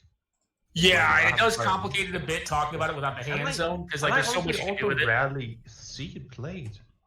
Like, I played it a bit. I actually played it today. I love playing against it. I had a really cool line today where I actually allowed an Underworld Breach to resolve and then forced a negation an LED after it resolved to just get both cards. It was great. Like that's a really fun deck to play against. It's a really fun deck to play too. Like once you know like what you're doing with it, but it does make it a little tougher to commentate on it without knowing the hand zone because so many of the decisions you make with your tutors are predicated upon what resources you already currently have available, which is, it's a deck that plays a lot of hidden information. But I'll try to do my best. I mean, I think I've tried to talk through a lot of like what they could do with the tutors they were using based on not having the hand zone. Absolutely. They're decently close, Yeah. The only one that got me was Grim Monolith, but that's because they had a very specific subset of cards that allowed them to turn 2. They basically had like one of the better hands that you can possibly have in the deck. Yeah. Without turn 1-ing. All right. So before, let me go back to the in between round screen. Before we start next round, I just want to give everybody a quick reminder. If you want to join the event for next week, we run every Sunday at 1 p.m. There have been Saturday events. The exact thing of what's happening with the Saturday event is a little bit in flux at this point. We haven't been able to fire those in the last few weeks, so we'll be we will have to reconsider exactly what's going on there. But outside of that, we run every Sunday. If you want to find the sign up poll for next week, as usual, !next poll gets you there. I have created a new poll so that it should be current. If you click on it and it doesn't say week 11, that appears to be incorrect. Aha. This is not the correct poll at all. Aha, let me fix that real quick. Red Mage, I'm taking this poll and it tells me, do I like pancake? How is that relevant? That's important for us to know, okay? Like waffles or pancakes? I feel like a traitor. The correct answer is waffles. Not to be by the way. spoiled for anything, but I recommend taking a look at getting the rounds done and then looking at this in the meantime. Like, don't get me wrong, pancakes are great. I love pancakes, but waffles, sorry, I'm gonna give the nod to waffles. Either way, so we have the correct poll up now. Otherwise, you can type exclamation point Discord. We run these tournaments always from the Discord, so that's always a good guess to be sign up on it. Also, if you wanted to join, if you felt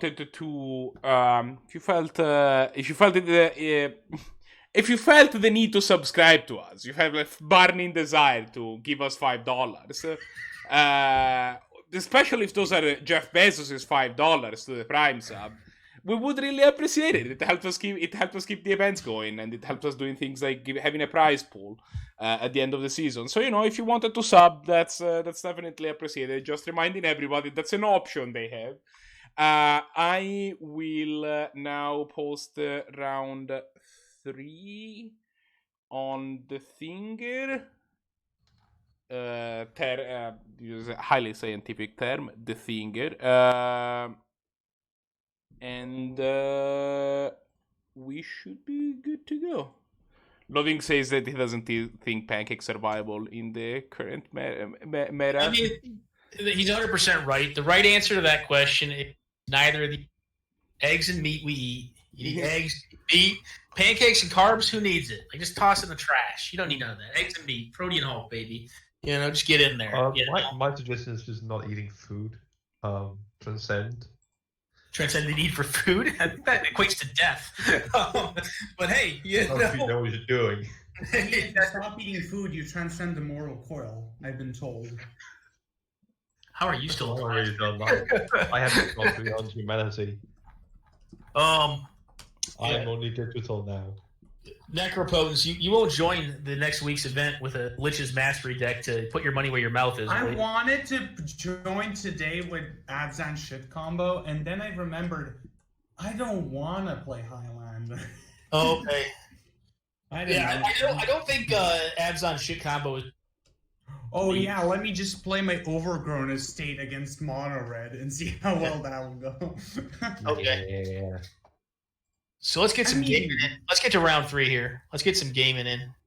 I'm ready. And support my local business by Seems we are getting the watching this on Twitch. I'm sorry, guys, but what'd you say? It does seem like we are getting the game slowly and surely up here. Maybe by starting up the room, we're just waiting on Zannty here, I believe. Oh, sorry, Arakasi. Yeah, it'll be interesting to see how this one plays out. Die rolls are going to be a little bit important. specifically for Game 3 potential for whoever wins. This is specifically a matchup where I think I'm not sure what you think of this. This might be a matchup where Magic might just want to go fast, just try and combo before. It's contextual, right? Yeah. What do I want to do? Depends on how my OP play. If I get the play, I'm gonna probably go for it if they're tapped out. I'm not gonna play around Force Negation, Force of Will most times against them, which sometimes you can lose to that. I mean, if you have a way to clear it, you can clear it. You don't want to give them time to get pressure down, and then also have those cards because that can pressure you. So you can't wait around forever. It's not like a blue matchup where you can just wait around. They're gonna be sitting there with like their 3 counter spells up, and you cast your silence. They have to spend their 3 mana counter your silence. You rest them, and then they're like, oh, I can't win now. They die. It's a lot harder to bait them because they'll just jam a good 2 or 3 drop down, or if they have it. If you have one of those 2 or 2 hands again, you go for that hand every time. I mean, I would have gone for that if I had a hand like that. You just unless you're like fastest person that your opponent's like sitting with 2 mana on a blue deck, like, then you might start. You just wait. You just hang out. You hang out in those games. Like you use Fire Ice, tap their lands down. Use Giga Drows. Use silence effects, abeyance effects, duresses, inquisitions, thoughtseize, all that. Collective brutalities. Like you just rip them up. You basically wait until you get enough cheap resources that are going to trade at mana advantage because at the end of the day, you're basically playing a card advantage, right? Because like they can only have so much mana because they have to draw the lands to have the mana, and they can only have so many counter spells. And unfortunately, because their interaction costs 2 to 3 mana, and your interaction costs 1 to 2 mana, you're just going to beat them on mana, right? Unless they basically are drawing 2 cards for every 1 card. Over like a draw-go kind of style-esque game. So you basically just wait it out, build up your mana resources on both sides, have your cheaper interactive spells that are basically non-interactive interaction spells that force them to blow their load, so to speak, on their blue cards, get them tapped out, not a resource, and then just go for it. That's why the Storm deck beats the blue decks generally, like the big blue decks. Tempo decks obviously different.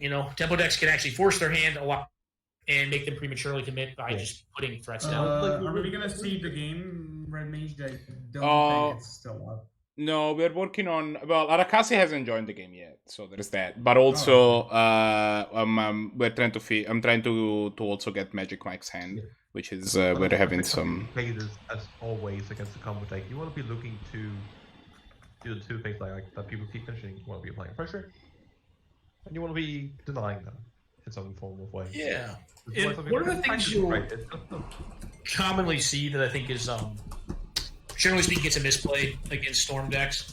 A lot of times, like what we'll do is like we're human beings and we have negative outcome bias about how games go. We'll see like that game number 3 that we saw between the Storm deck and the Black-Red Aggro deck. We're like, holy shit, they just got turn 2. And if they just had a duress or an inquisition, that never would have happened. And that's true. Like if you inquisition or duress on turn 1 there, it may not have happened because the Black Lotus would have been gone and they wouldn't have had their hand would have been pretty bad.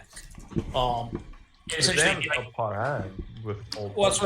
that's kind of the point, right? Is like typically speaking, you actually want to save the duresses and inquisitions, like the disruptive elements, for a turn after you've established pressure, because typically speaking, how Storm's going to operate is someone who's played it a significant bit, dealt with it a lot. The format is it's going to generally have to tutor numerous times. That's why it's called Tutor Storm. This version of it's generally called Tutor Storm. They're going to have to transmute cards. They're going to have to cast the tutors, and generally take some turns off doing that to develop the resources they need to actually have the combo work. And then the equity on your duresses, inquisitions, and thoughtseize as an aggregate of all games is going to be significantly higher as far as your EQ goes.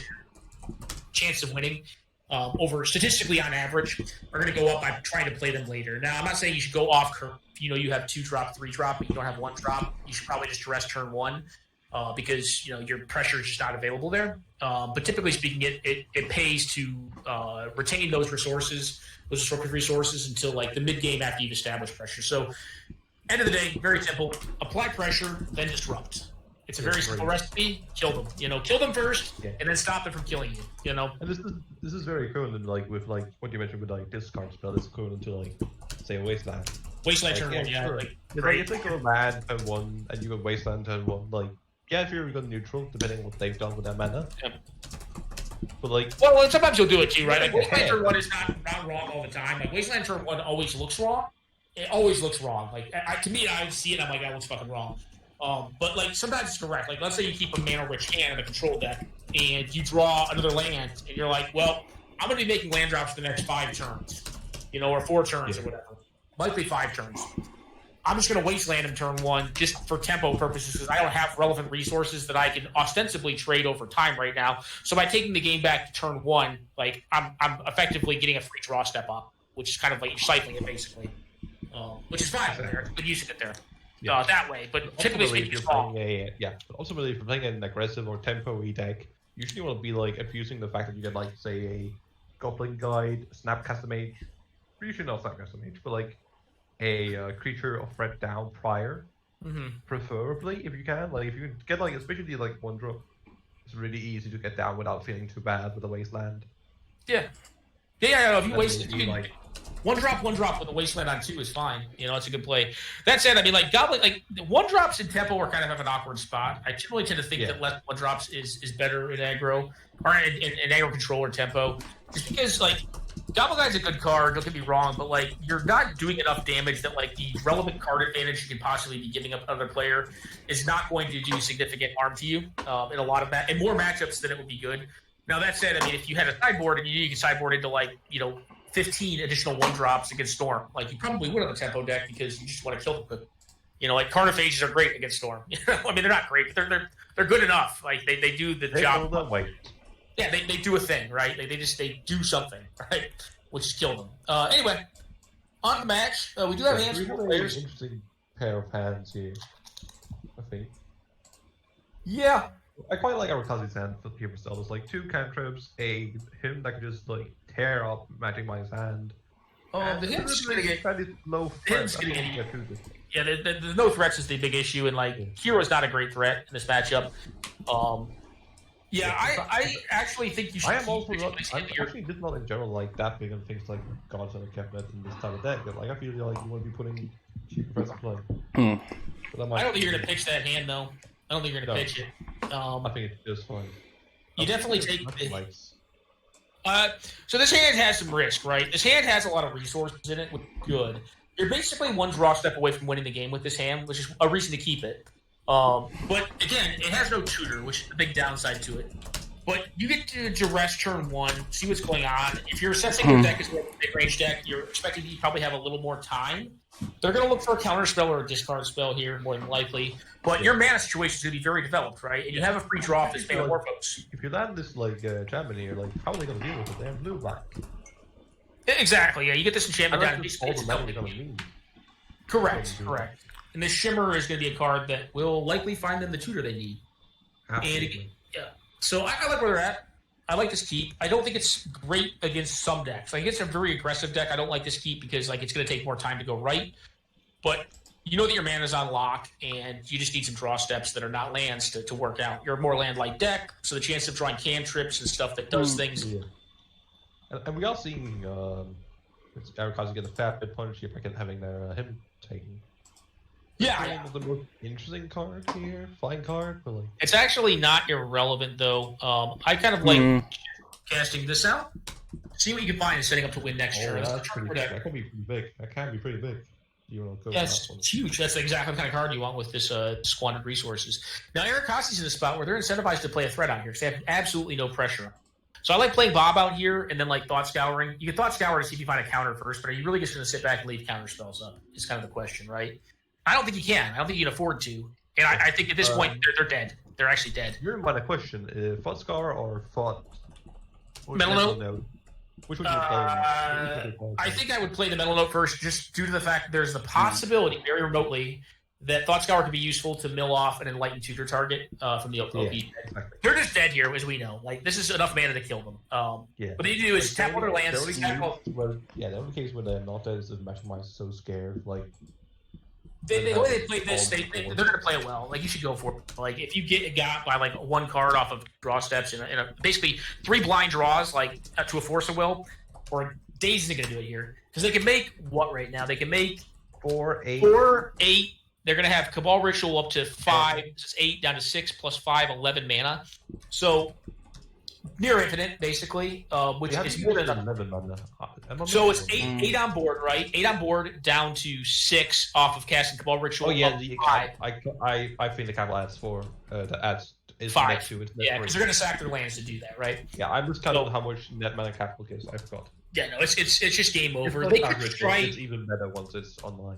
I think what they should do though is they should tap all their mana. They should cast Manamorphose first to see if they can find hand attack just to clear. They could even waste some of the mana on Faithless Looting first if they wanted to get deeper. After they can do it after casting Manamorphose. I don't mind that. Try to find like Duress, which is perfectly reasonable. Yeah, this is reasonable. Do we count the medallion here? Really not. It actually does net you a mana. It nets you mana. It's mana neutral, but like basically just drawing these guys and discarding them, I guess, increasing the stone count. Yeah, they really wanted to hit hand attack here is what they were looking for. I don't mind this play first. All right, they're just gonna go. They're just gonna go. I wouldn't hate just like leaving up the tropical island here. I do like Manamorphosing first, just to see if you can hit that hand attack, just to clear. I mean, the chances are very low, but it's like I think it is like that small percentage of EV that is more correct to do, just in case you do hit it. It also informs your tutoring decision here, right? So it's like it's pretty small, but it is a thing. Now, so for players at home, like all you need here is your LED tutor, and you win the game. So what they'll be able to do. They don't even need that. But like what you should do is get those, and then what you do is you get you play Black Lotus, crack Black Lotus, make black mana, play out LED, put the Infernal Tutor on the stack, clack LED to get rid of the last card in your hand. You find Ill-Gotten Gains with the Infernal Tutor, put back the Black Lotus, the Infernal Tutor, and the Lion's Eye Diamond into hand. Play out all 3 again, finding Yawgmoth's Will, and then use Yawgmoth's Will to recast your entire library and to win the game. You can go this route too. It doesn't really matter how. Full line. I presume you mean entire yard. Correct. I mean, but basically your whole library, because you can make damn near infinite mana once you find. You can also do it with Breach, and you could go damn near infinite with that as well. I mean, it doesn't really matter how they do it. Like, there's a lot of ways to do it. I think the way that gets the highest storm count, just independent of the cards themselves, like independent of like going into a Breach line, is to go with the line I specify because it generates a lot of storm count on its own. Without relying on a lot of resources in your bin. But you could do it this way too. It's just fun. This way does get gotten by a mental misstep of note on the ritual, which is one reason not to do it. It's one free counter they could be playing. Arakasi, okay, they're not going to make him do it out. But yep, that's going to be Storm. Storm on turn 4, which this is a turn 4 deck consistently. You want to have interaction before. Arakasi's hand was a little bit light on pressure and light as well. You did mention actually. Yeah, that's why you don't get the ritual there. Like it's not gonna lose you the game. You're still gonna get the Yawgmoth's Will off, but like it's just one more spell that can get countered. I guess it doesn't matter, right? Like there's a lot of ways you can do it. We do see Mike Mully in the hand, and now with a Chrome Box, that's gonna be a bit awkward on the card department if he chooses to keep that one around. I don't mind Chrome Box with this hand. It varies really good in this hand too. Yeah, I think what you exile what the Metamorphose to the. I think you don't even think about it yet. I think you wait to see your first draw step, and I think you opt before you do anything. Yeah, fair. Yeah. See if you find something that's not of any interest. Right now, maybe you just the opt could get mental misstep, which is like you can also just like if you're not too afraid, you can also just keep deploying that up here. Absolutely, get that from here and step opt. Yeah. I like not doing anything yet, like waiting. We're gonna see Crypt here, him here. Yep, him to Turk. That's gonna be very good. And I think they're gonna they opt in response, or they just let it happen. Yeah. That honestly didn't put him in the bad spot. They're gonna get very down. I think this is a position where maybe we consider mental misstepping due to the opponent's field cards in hand. I don't think you opt here. I think you save opt. I think you save opt because opt allows you to get to turn underneath. Basically, you get days that's harsh, but like I don't think I like opting. I think I like saving it. Memory's Journey is now going to go underneath that Chrome Box. Memory's Journey only useful with Oath in this deck. It's actually really not a great card. Yeah, and you definitely want the additional blue mana. Like that's not nothing. Yeah. You definitely save the op, and then now you get protection against mental step. The barrier here is quite big.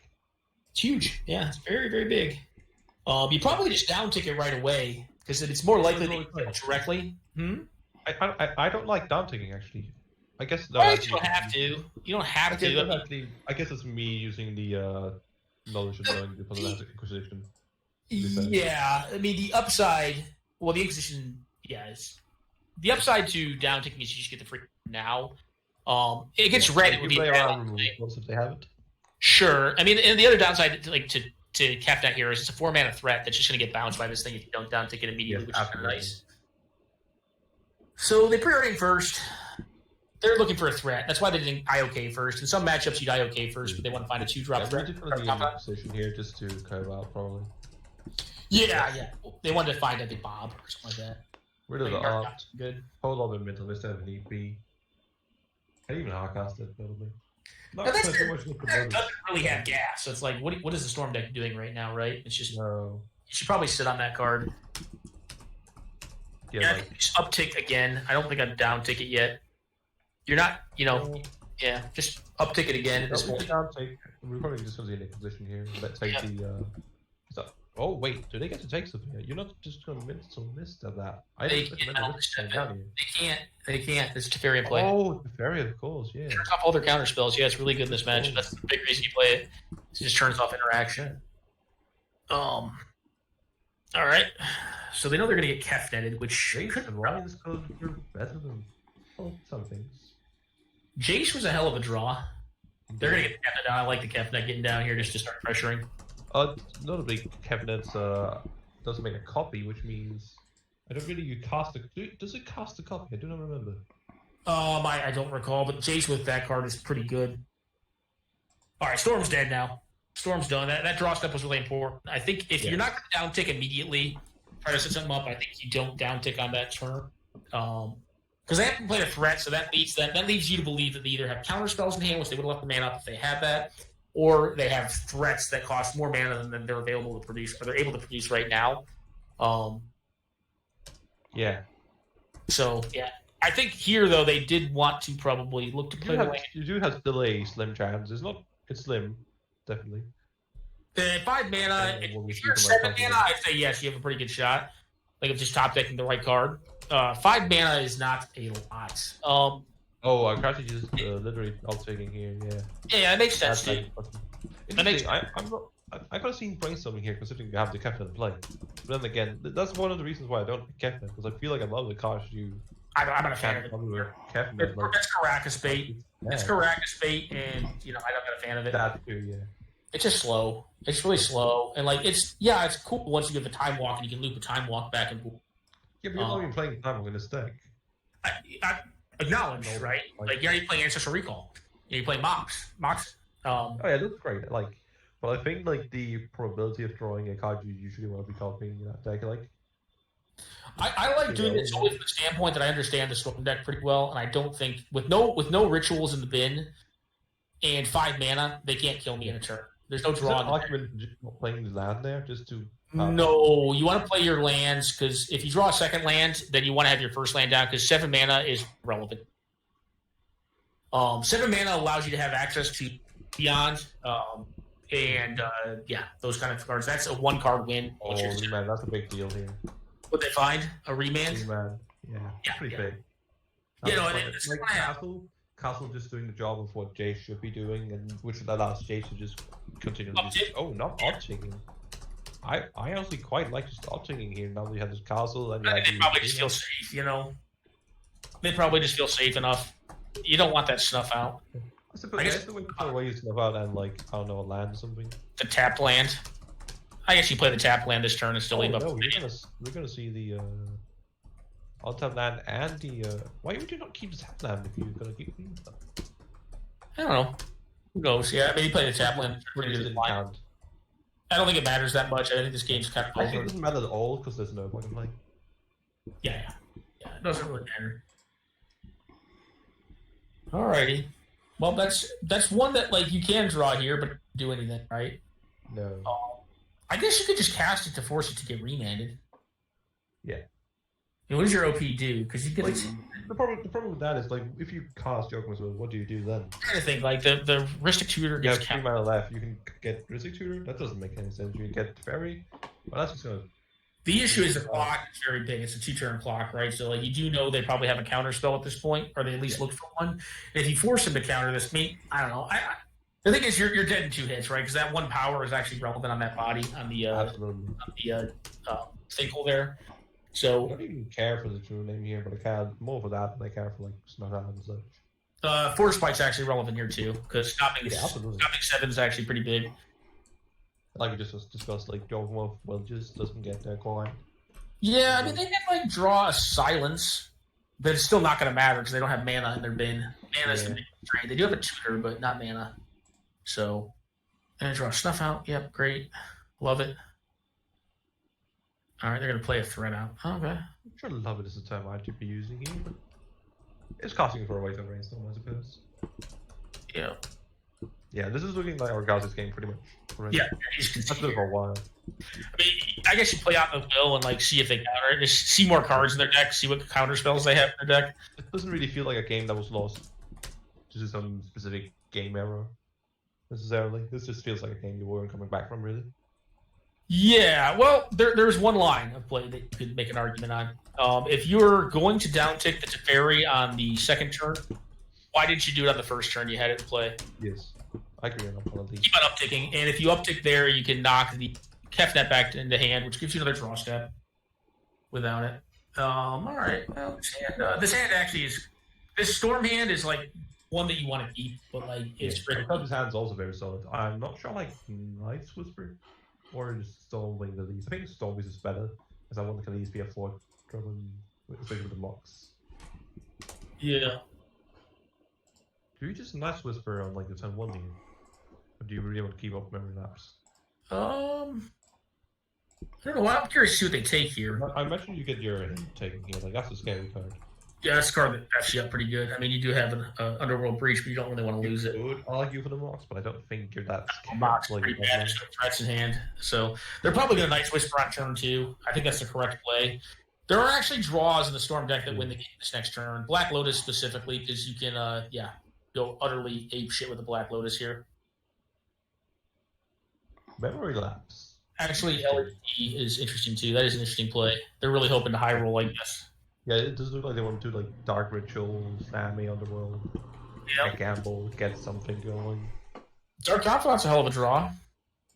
Sure is. Yeah. Do like that one quite a bit better than I like Night's Whisper. Yeah, it actually pressures people, which is important. Night's Whisper notably does not allow you to hit the opponent. That's what's supposed to silent blood. Yeah. So it can't be a Brahms. So let's think through this. If they actually hit a land next turn, can they win? They did not hit a land. Yeah, no, I'm not sure. Maybe like a gamble.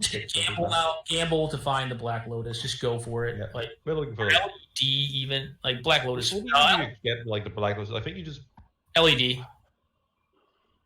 Because you have the Infernal Tutor. Like. Oh yeah. Like what do you cast once you cast? Now, like you could do. Cast Black. What would you even casting it? That's what I'm saying. You should put the Lotus in the field. What you do here is you Black Lotus on field. You really want your land drop, eh? So like you could. Is that Worldly Council? What is that card? It is Worldly Council, yes. So it's dead. Yeah. No land types. So you can also fabricate. You can fabricate for LED, but I don't think that does anything. Yeah, then you still can't diabolic tutor. Yeah. So you wait and hope to hit a land, I guess. Yeah. It's really rough. I think it's gonna sound strange. I think the best thing to do here is just pass. I do too. You'll hit the wrong cards with him. What happened? Red mage the game's down. Oh, what? You're back up. It was down for a second. All right. Yeah, I think you just say go. Go here too. And you hope that this. No, I don't like this play. Like, what are you doing? How do you know what we're doing? Are we doing something here? Are you gonna try and cast gamble again? Like, why? No. Please don't fuck this up. You just got to take him to the face. Just stop. Undo. Like, as long as you can even win with just either breach. You want to fabricate in the Worldly Council with him. I mean, you got to get a little lucky. But I think you can still get away with keeping one of the two on the world or tutor. I think you can still get away with that depending on what is discarded. Yeah. What you draw. But you don't want to waste this card. Yeah, no, I don't think there's any way you want to be. It's 100% correct to play the Lotus. Mm-hmm. You don't want to get that. That's the one card you're doing. It's like you definitely need the Lotus. You need the mana. Yeah. They can repeal it, I suppose. Oh, undo. Just stop. But like, if they throw the repeal, like, fine, we can't play around the repeal. Yeah, I mean, that's just what it is. I'm not saying you should do anything differently, but the repeal would be like the most savage thing. You're just like, all right, repeal your Lotus and attack. Undo. Are you in like the Worldly Council? Do you like that? I play it, yeah. I deck plays a 5-color mana base. I think it's fine. Yeah. I think it's fine. Like, it doesn't look great here. Yeah, no, he doesn't go. That was like the key decision, right? This was a very high roll hand. It's a very high risk, high roll hand. Yeah, I'm not sure I liked it, honestly. It seems a bit sketchy. In this matchup, I don't care for it either. But in some matchups, like against Red Deck Wins, I'd keep that hand because like they're not probably going to kill. But like that hand had turn 2 and 3 potential, very high turn 2 and 3 potential. Against decks that aren't going to interact with my combo, like I'd keep it because they're probably not going to kill me fast enough for it to matter. Anything that has hand attack, a lot more risky. What counter spells does that say, kind of? Yeah. I mean, I think it's pretty safe to assume they don't have counter magic now, because unless they drew him last turn. But we'll see. I mean, actually, they know they don't have counter spells because they know their hand exactly right now. Bob's gonna draw 2, but I mean, I think it's a pretty. What do you want to be underworld breaching here, buddy? You can. Like, they can't. You can do it, but you're just gonna lose your cards. Like you're just gonna lose your cards. I think they're just at the point where like they want. Yeah, you want that of like the LED line of play, and even well, that. It's an exile 4 cards, right? It's exile 4 cards or 3 cards. I believe it's free from the World Breach. So what they're thinking through is they can like get back the Black Lotus, cast the Fabricate, put the Infernal Tutor and the Worldly Council in the bin with Black Lotus, LED, and then like you're stuck. Your mana's out. You can't win this turn. You got to pass it. Yeah, no, I don't see it either. It's just not there. Like it's just straight up not there. Like I just think Mike's just going through like the whole lines of seeing is there something I can't get. No, the best line is like you play out this Underworld Breach, you exile your whole bin except your Lotus, play your Lotus out. It might seem small here. It might seem small, but I think just if you're not sure you're going to cast something with Black Lotus, don't even float the mana. You're now giving Arakasi some information. You have a red card. It's a small thing, but like. Yeah, if I'm on the other side, though, like I know what they're. Like I'm like, all right, you kept a 1-lander that had like access to Lotus and Reach, and I'm gonna him the shit out of you. But I mean, you're hemming the shit out of them no matter what they have in hand, probably. Yeah, but they do need to just pass it because they can't do it. Like I can promise you, there is not a world in which they can do this. Because the highest mana production goes mana neutral with Fabricate. It does net you 2 cards in bin with plus the Black Lotus plus the LED, which gives you 1 further recast with triple of whatever color mana you want, which could be an Infernal Tutor, which puts you down to 1 black mana with any card you want in your deck in your hand, and you're down to. One nice thing is that in the case where you do get lucky with the him hit, is that it actually ends up helping you out here. Yeah. The fact that it means that you suddenly just don't even care to discard your hand to go into. Other line I can entertain here is like casting out the Black Lotus, making blue, fabricating for LED and putting LED into play, and then really hoping to high roll the shit out of them and just keep the Underworld Breach, but have access to both Black Lotus and LED. All right, finally gonna pass. I don't like it though. I think I'd rather just lose the Fabricate and have it in my bin and just have more chances of them missing on the Breach. Yeah, then you have actually two outs in that case. Because then you also have the Infernal Tutor and a land. You might also just get it there. Yeah. With the LED. Honestly, an untap is enough too. They just need the 1 mana. I actually don't hate the. Like now, like, can you win with this hand if you draw a land next turn, and they hit one of the Underworld Breach and Tutor? I think you win next turn. Yes. Somebody's trying to ping me. Yes. What's up? If the game ends in a draw, who decides to go first in the next game? The person that chose in the previous game. Yes. I think Moto just does that, right? We're starting a new match, though. Oh, okay. Gotcha. If a game ends in a draw, the person that chose players or draw is the person that chose players draw in the previous game. Got it. All right, so we went for the Breach here. Also, I want to know how a game ended in a draw. That one I am super interested in. A lot of ways. Price of Progress is a card that does it pretty often. Yeah, that's fair. Yeah. All right, so we're going to Fabricate here, have 1 blue remaining, find LED. I mean, this all looks really cool, but it does nothing.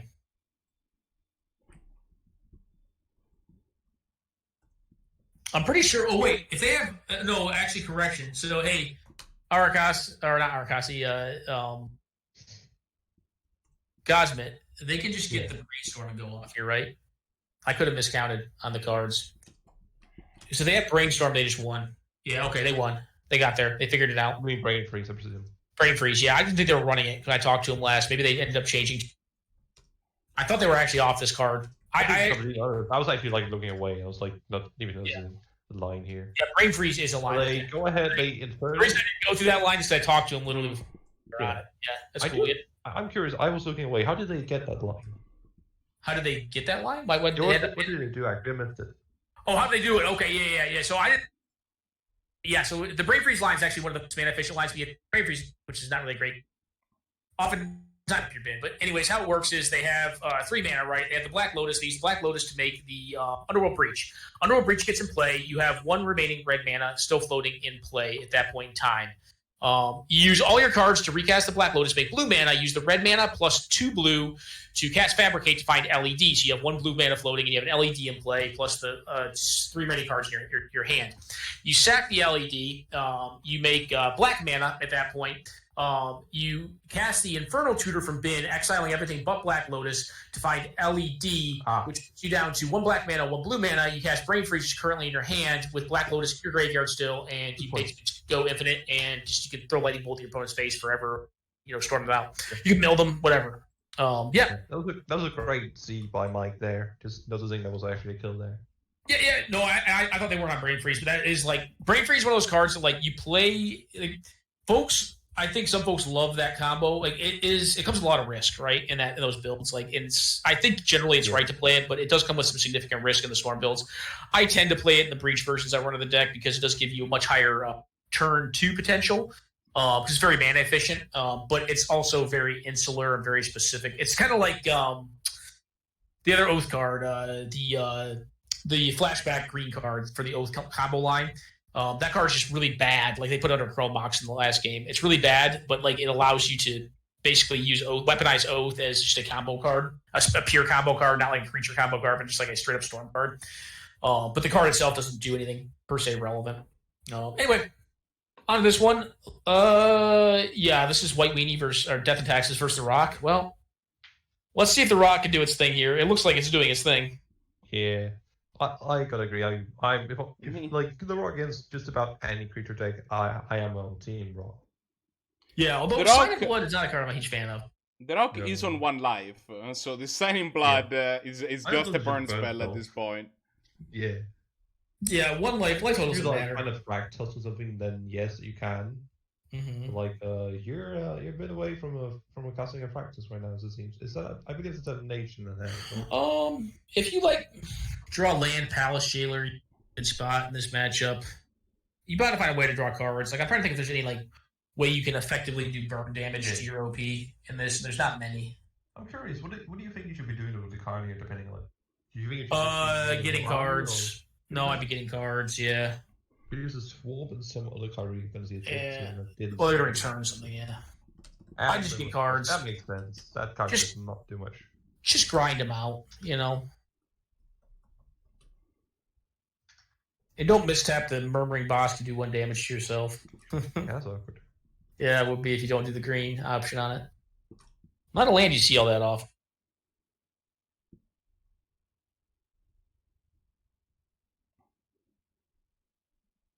Arakasi, yeah, gotta apply some pressure, homie. Gotta apply that pressure. That's the one downside to playing blue-black is more of a mid-range deck too, and not having it as tempo deck, right? There's a life linker, so that means that the game has just gotten much shorter. Murmuring Boss, a weird card. Like you don't like if it's not intuitive because like usually when you have a dual land, it'll have the line text add this or that on it. Yeah, it's very old. It's an old card. Due to the fact that they put the land forest on there. Yeah. But it also has the add a white or black. Yeah, it does 1 damage to you. It's really awkward to realize the fact that it does actually have green. Yeah. It taps for 3. It taps for 3 hollows, but it's just a forest. It has no other type. It's super weird. Yeah, it's a cool card though. It's cool, card. Yeah. It's also damage based, so if you have Glacial Chasm in play, good to go. Right here. I wonder if we're going to see a Ghost Quarter on one of Brahms' lands here, actually. I could see that. Just get the second Wild Source at some point. Even now. Yeah, probably not now. I mean, what's the point right now? You can tap one of them for an additional colorless too. Yeah. I mean, you have your, all right. I mean, you can still do that. You can still essentially. All right, please fight Wednesday. Yeah, as I say, I think you just could go and pack it in there. I mean, you have one more draw step to possibly like hit like a Palace Jailer and get a card engine going. But yeah, what else do we have left? Or is that it? No, we have still WolfgangCloud versus Zannty. Yeah. A matchup that I can only imagine is atrocious for Zannty, but here we go. I don't think it's we did see the black-red versus blue-red before, actually. I do think that mono red is even better against Zannty. Because it's just even more. Oh yeah. 100% much better. I mean, it's just your mana always works in mono red. Yeah. The one card that you do have, one card that is firstly at the case of old design Chain Lightning. God, when you have that card in like a match against another heavy red deck or like at least decently red deck, and then just with the red. I think it'd be hilarious if that was like a what is it, brute force or whatever. Oh God, if you're not playing your combat traits in your mono red, you're making a mistake. You don't necessarily need to play playing all of them, but play your mutagenic growth, play your at least. I don't play mutagenic growth in my. I think that card's mutagenic growth is the best combat trait for playing actually. I don't know about that. I think it's fine, but I just actually I don't care for. It's kind of obvious in my opinion. If you're already tapped out, like it's pretty obvious if you're attacking into stuff that can already block you or trade favorably with you, and like if you're not tapped out, like the chances are like you're still blocking anyways because you have to, and it's nice if you trade. But if you don't trade, it's like it's it's bad for you. It's good still for the red player, but I mean it's like if you compared to like Flame Rift, even then like. It's a more flexible Flame Rift. I like a bit of the Oh, Flame Rift is just a lot of damage. The only reason you play Flame Rift is a ton of damage. It's just 4 damage. In general, I didn't mean Flame Rift. Oh, okay. I meant what's the red deal free? To creature? Is that what you're talking about? Or just player only. It's 2 mana. It's 2 mana. One. There's a bazillion of those. The Kamigawa block card deal free red. Deal 3 at 1 red, sorcery. You got me. It's a 1 mana card. What in the world is a gold? I can literally just check my mono red decks if I. Go ahead, yeah. Don't think it's legal in that format, and I would be playing it in that format. So let's check it in the actual format. What card are you talking about? Sorry, I will go to this card. What is that card called again? It's an arcane card as well. Glacial Ray. Yeah, I was saying Glacial Ray's arcane. Yeah. What does it do? It might actually not be arcane. Oh, Flames of the Blood Hand? No, it just deals That's 3 4. That's 4. To a player or planeswalker. Oh, Lava Spike. There's a couple cards like that. I mean, Lava Spike does that. Don't play. It's really bad. In mono red, I don't care for it generally. Lava Spike's one that you may be thinking of, Gosman. Yeah, I think it's one I actually. Okay, if you're talking about that one, yeah, it's a card. I've played in some red decks, but I don't play in this format in red decks. Yeah, there you go. Lava Spike. There's a couple like that. There's also. Yeah. There's a couple of cards. I'd rather be on like say, Mutagenic Growth than that. Oh, 100%. Yeah, I'm playing Mutagenic Growth this card because I think that, and the reason you don't play this card is because the format, at least that you're playing in on a regular basis, is board based. If it becomes more combo, you can play Lava Spike. For Storm decks. I agree. And I think you're right. If your format is very control combo. Then you go off the Mutagenic Growth, so that's a. I'd still generally rather have like threats against control. Threats to stick. Like in Modern, for example, right? Lava Spike is the second best bolt in the deck. Against the creature-based matchups, like the Aggro decks and the mid-range decks, especially mid-range. That's when you're wanting the Mutagenic Growth. Sure. Because then you can often just make some blocks where you're like, either you take damage, which you really don't want to, or you just let me kill a creature with a Mutagenic Growth here. Like, how's the blue red deck supposed to close this? Out of curiosity. They are. True name nemesis ? ? Profit. Yeah, they can't turn it sideways. You want to turn that sideways? Yeah, you just block with your Fuma, bro. Oh, okay. That seems bad to me. Or you're attacking the funeral roll, honestly. Actually, probably. I mean, they don't know their hand, right? Like, so, like, it's like, do you really want to play around 4 cards with a forced tap out for blocks? Do you have a game plan for beating? Unless they have a counter spell, do you have a game plan for beating a burn spell? That's what I'm saying. Like, the 4 cards in hand, like, there's a lot of cards. I feel like Firebrand Usher just coming down here. Yeah, I like that. I like Firebrand or Young Peasy, one or the other. I mean, those are the only cards you can cast. I do like this attack though, like force him to tap out. I like this attack. This is a good attack. Force him to tap out.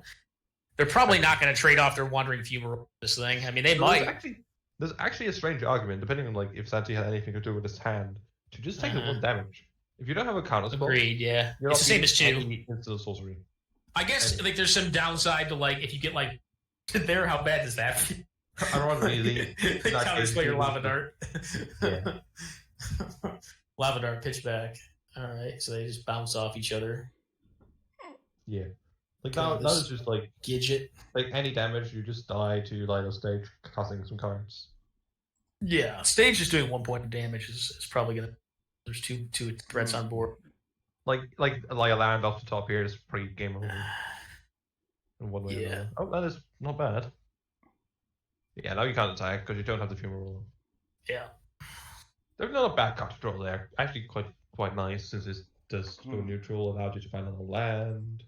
Possibly even have a answer in hand or something, depending on what you see. They could have. If they draw an instant speed spell, you probably just cast it. Like, this is how you win the game. If they just keep drawing 3 cards, you actually get to put up a little bit of wall state and deal with like, I think you're still fine playing out Peasy, though. Yeah. Oh, can I see your answer to it? Ionize? Not bad. I don't... Yeah, I mean, that's some damage. They could possibly get there. They're going to have to have very specific... This is like the literal one for like where Ionize is good in. Oh, what is this? Like, is this more of a tempo? Yeah, it's fluid tempo. Okay, all right, fair enough. Like we're talking like the version that's like casting one, like possibly. I'm not sure if they're on like the on how much of like a prowess build they're on. Like not on full on, but if they're playing like Swift Spears. So like, I think if you're going to be playing that, I think it's better than playing Neutralize in that sort of deck. So I don't think you want to be using the time cycling. That said, I will still prioritize just about any good 2-mana play. So over Ionize. Since I see that MagikMike is in this chat, hopefully he can hear me. Can you write me what settings did you change earlier when when your hand wasn't working and then it was working? Can you tell me like what changes you made, just so that I can so that we can see if we can make the same for Tim? Although. I mean, we're still having issues. Do you want me to say it now, or? Yeah, if you just let me know. I didn't know if you could talk, but apparently you can. Yeah. So awesome. To be rude, might this not be worth taking text over instead of over string? Just out of curiosity. Yeah, gotcha. Oh, right, that's fair. Yeah, if you can just write it in text. So we're just seeing like untap here from Zannty, depending on what. Oh, they might have something actually. Yeah. No Pyromancer. That's actually really good here. That's one of the best things you can have here.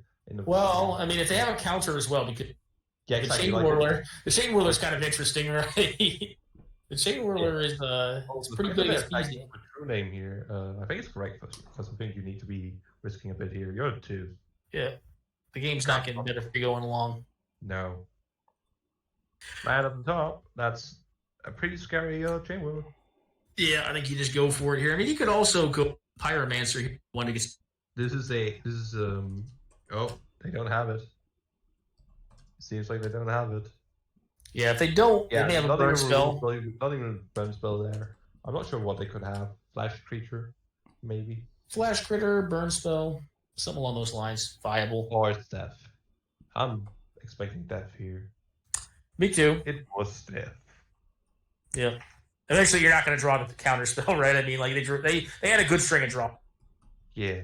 Yeah. Absolutely. All right. Oh, is this a game 2 or is this this is a game 2? It looks like so they must be 1-1. They started a new match. I don't know if this is. Oh, okay. Fair enough. Usually we're still going at the very least.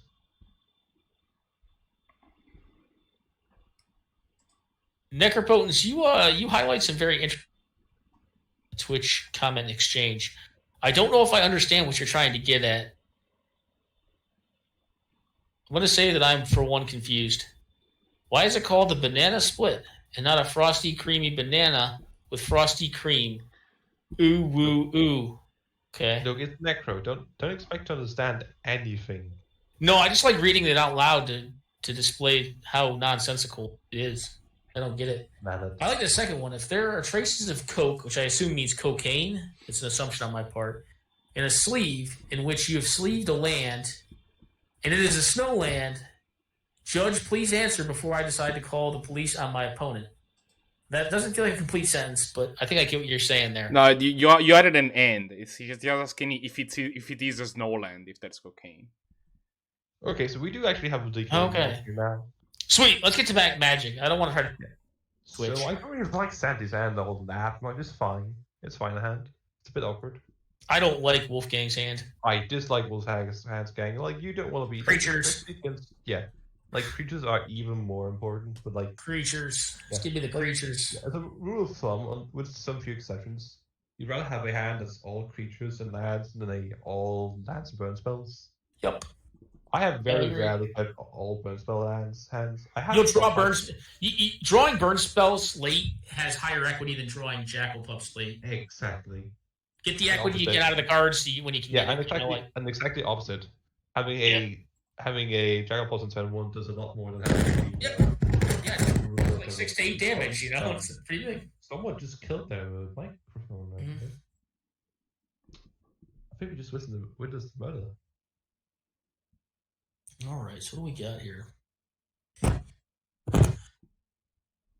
I think Dominic, I think you're rubbing your something against the mic. You're saying I am? Yeah, I think it was you. It might also have been Red Mage. I'm not sure. No, it was not It me. seemed- At least I don't. I heard it, so I don't think it could have been me. Yeah, I think it's Yeah. Snowman then. I think you rubbed something against it. No, I've been sitting here like stock straight. I don't think I did. Maybe. I'll assume the blame. That's fine. I don't like it either. Yeah, it's a pretty shitty I hand. think one matchup where I might have kept this type of hand is like against the Rock. Getting some white weenie would be alright too, because you have the Iron Confluence. Yeah, The Confluence is kind of nice. Because you can play it as like a control hand. Yeah, as a control hand against a deck, like kind of interesting, and then you could like sweep. Yeah. I think it's control. I'd rather I have don't like it. one I play. will mulligan against control, but like this rule of thumb. But, like, I Yeah. don't hate it. Yeah, just fine. Like, sure, they gotta kill it with the Seal of Fire. They have infinite removal spells. You just make them do it, you know. Like, if they turn 1 Seal of Fire. The spell snare on the as soon as you see they turn 2 Hell's Spark Elemental after a Seal of Fire, you're like, okay, I only kept the hand because they have a free drop. this They just don't have spell creatures. snare. The spell snare is going to be pretty interesting. Yeah. Because generally speaking, you don't want to use spell snares to counter unearthed creatures.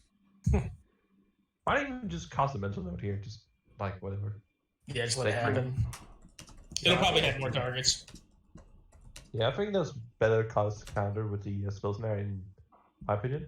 That doesn't happen to be the case in Wolfgang's hand right now. But even then, there's It's not bad because you can counter the second. You can counter the back half. I think it's honestly a fine play from the standpoint that like you have a Grim Lavamancer in play, which can deal with the other half of that card. It gains you 3 life right now. True. I don't think it's a horrible line. I mean, you're probably just gonna looting here, I just figured that my criminal would just be eating the seal of fire. Not much longer. You know, I mean, but at the same time, like that's also taking damage off your face too. Like you basically get one more by blowing it up with the seal of fire, and then like having access to the 3/1. You know, I'm surprised that we didn't see like. I would kind of like actually casting the Faithless. Put up if they blow them up in response. Cast the mental note, and then like you know you have an option to burn it. Yeah. Pew pew 2. Yeah. Now you can mental note. Nope, they don't want to do it. Yeah, I guess All there's right. already a mountain and a island, just 2 lands, right? Yeah, you pitched 2 lands in the bin. I think I would have not played the non-basic there. I probably played a basic. 'Cause I think your mana is going to be fine if you play a mountain there. 99% of your other than like Archmage's Charm if you're running that, but then a hand. And like your deck that can easily play around the price. Why not play around price? Yeah, exactly. All right, there's a threat. We got a threat on the board. There's a Timber. We got him. Got a threat. I do think you played the There's a choice of getting Hellspark back here and then playing the Yeah, I mean they're probably playing around counter magic, but at this point, if your opponent's just countering your spells on three, you're not playing you're around fine. like Miscalc, which is one of the few. Admittedly, that's one of the few cards. No, I don't disagree. I think I would save this Hellspark for later and try to get my spells in now, because if they're trading, I think I just like playing Stormkirk and then the Hellspark. correct. And if they're trading a two mana spell for my 1 mana spell, I'm still not about it. Yeah, it's not going to matter here. They're just going to impulse and try to find like probably either a removal spell or like a Trinade Nemesis, like a threat that can block this thing. I don't know, a way to deal with it, possibly. Yeah. I don't know. Hard telling. Dig for time, not bad.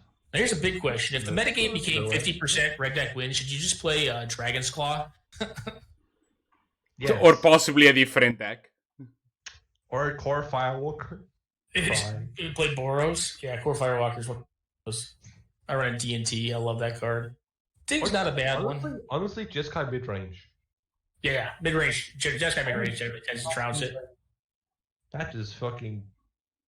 That's a deck that just goes over and just takes its foot and just drops... Just kicks you right in some place. I mean, when you say Jeskai mid-range is a really weird deck to me, because it's like... It's one of those decks that, like, I would never play in, like a really competitive environment, like where there's, like, Storm, D&T, red deck wins, and, like, Oracle combo. Because I just think it gets like utterly trashed by two of those 4 decks, like utterly trashed. And like honestly, the matchup against red's like not unwinnable. Yeah. No, man, I can't believe you're not talking about Sanctimony, the best playable card from 8th edition. Yeah. Honestly, I don't even think Sanctimony is that great against the kind of version of Mono Red. Yeah, who knows? I think it's just a pretty bad card to change. That too. I mean, so is Dragon's Claw. I mean, she's right. Dragon's Claw is actually slightly better because it activates off your spells, so you can actually game But up. it gets blown up easier. Oh, 100%. It's not. It was a joke. It's a joke. See, like the thing is, like Necro, like I joke about doing this kind of thing. Like at least 2 of the 3 people in this conversation know for a fact that play Sanctimony in undercard decks. I have played Sanctimony and beaten specifically 2 people with it. I'm happy. All right, fair enough.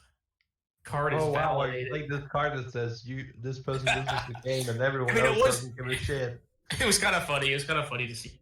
It was incredibly funny. It's like, okay, you got it, buddy. You're not even talking about the best card in that deck. The best card in that deck was Beacon of Immortality.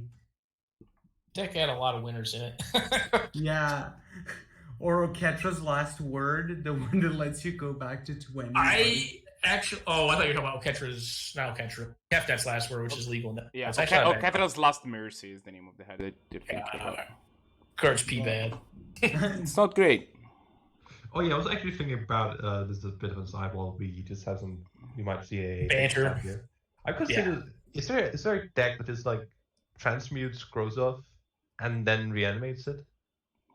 I mean, you could if you want to take a bazillion. Red Mage. You want to take a bazillion? I mean, I literally suggested that to Red Mage, and he's not even credited. I'm missing the joke here. Because we wanted to call it Grosmit.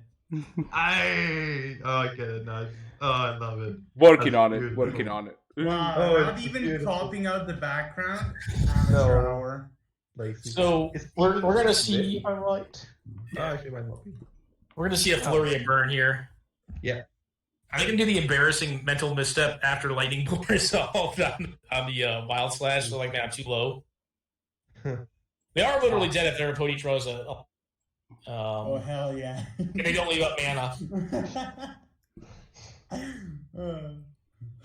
Is this a deck you played, Gosmit? Not yet. Not yet. For the folks at home, Hypergenesis has never played it. I'm disappointed. No, he played it. He played against me with it. I think won a game with it. Against an actual opponent. Okay. I would play Grozov in that deck if it could trigger before playing the other cards. If I could like get the cards in between. Yeah. You ever thought about like, but you can transmute for a specific 9-drop. Think of all the greatest hits of 9-drops you can have in. So yeah, I can get. Let's jump into this game right here, guys. So we got Magmatic Sinkhole into a threat. Yeah. Yeah, They can put them as like, 6. Yeah, they're They gonna put go them to as 6 6. and effectively 4 as soon as we see this. The thing is, you can actually just blow up the stupid right here if they play. Actually, I guess you can't. If they tap right, you're not blowing up the creatures that have mental. They don't likely want a mental misstep at this point. and Melton misstep. Yeah. Yeah. So they'll get it, but Like, that's just more cards that they're not hitting. Yeah, you don't play a flyer here. You're just gonna get something down on the board. Like, you're not cycling. Yeah. I don't think I would cycle it. You can cycle it to like stop that life loss or that damage rather. So they tapped very awkwardly here, which is not great. Yeah, they're gonna get punished for that. Yeah. Oof. Big oof. You definitely you're gonna play there. Yeah. Oof. Same with big oofs. that Cascade Bluff could have been an island. Yeah. I think I would have kept the mountain over it. But yeah, I think I would have kept the mountain. But yeah. All right, so mental misstep down to 4. Yeah, that 2 is big actually. I obviously, given our knowledge of the hand, like Red Deck Wizards not have a ton of cards that just do like 6 damage out of nowhere. Like it has plenty that do 4 out of nowhere, and it has like basically like 2 cards singularly that do 6 on their own, and that's Confluence and then Pop, right? Which is an argument for not playing that land out there. Although at this point you're just dead to Pop regardless. They're attacking. Okay. So basically all that Wolfgang has to do here is draw land, first blocks on the Wandering Fumarole. Actually, that won't work because they have the Pierce. So they have to do... Okay, that was actually not a bad draw. I actually like that draw because you can just clamp this thing up and try to find more. This card has become irrelevant due to the Fumarole.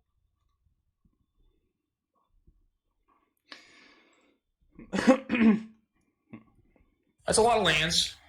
Probably just sack 1 on their EOT.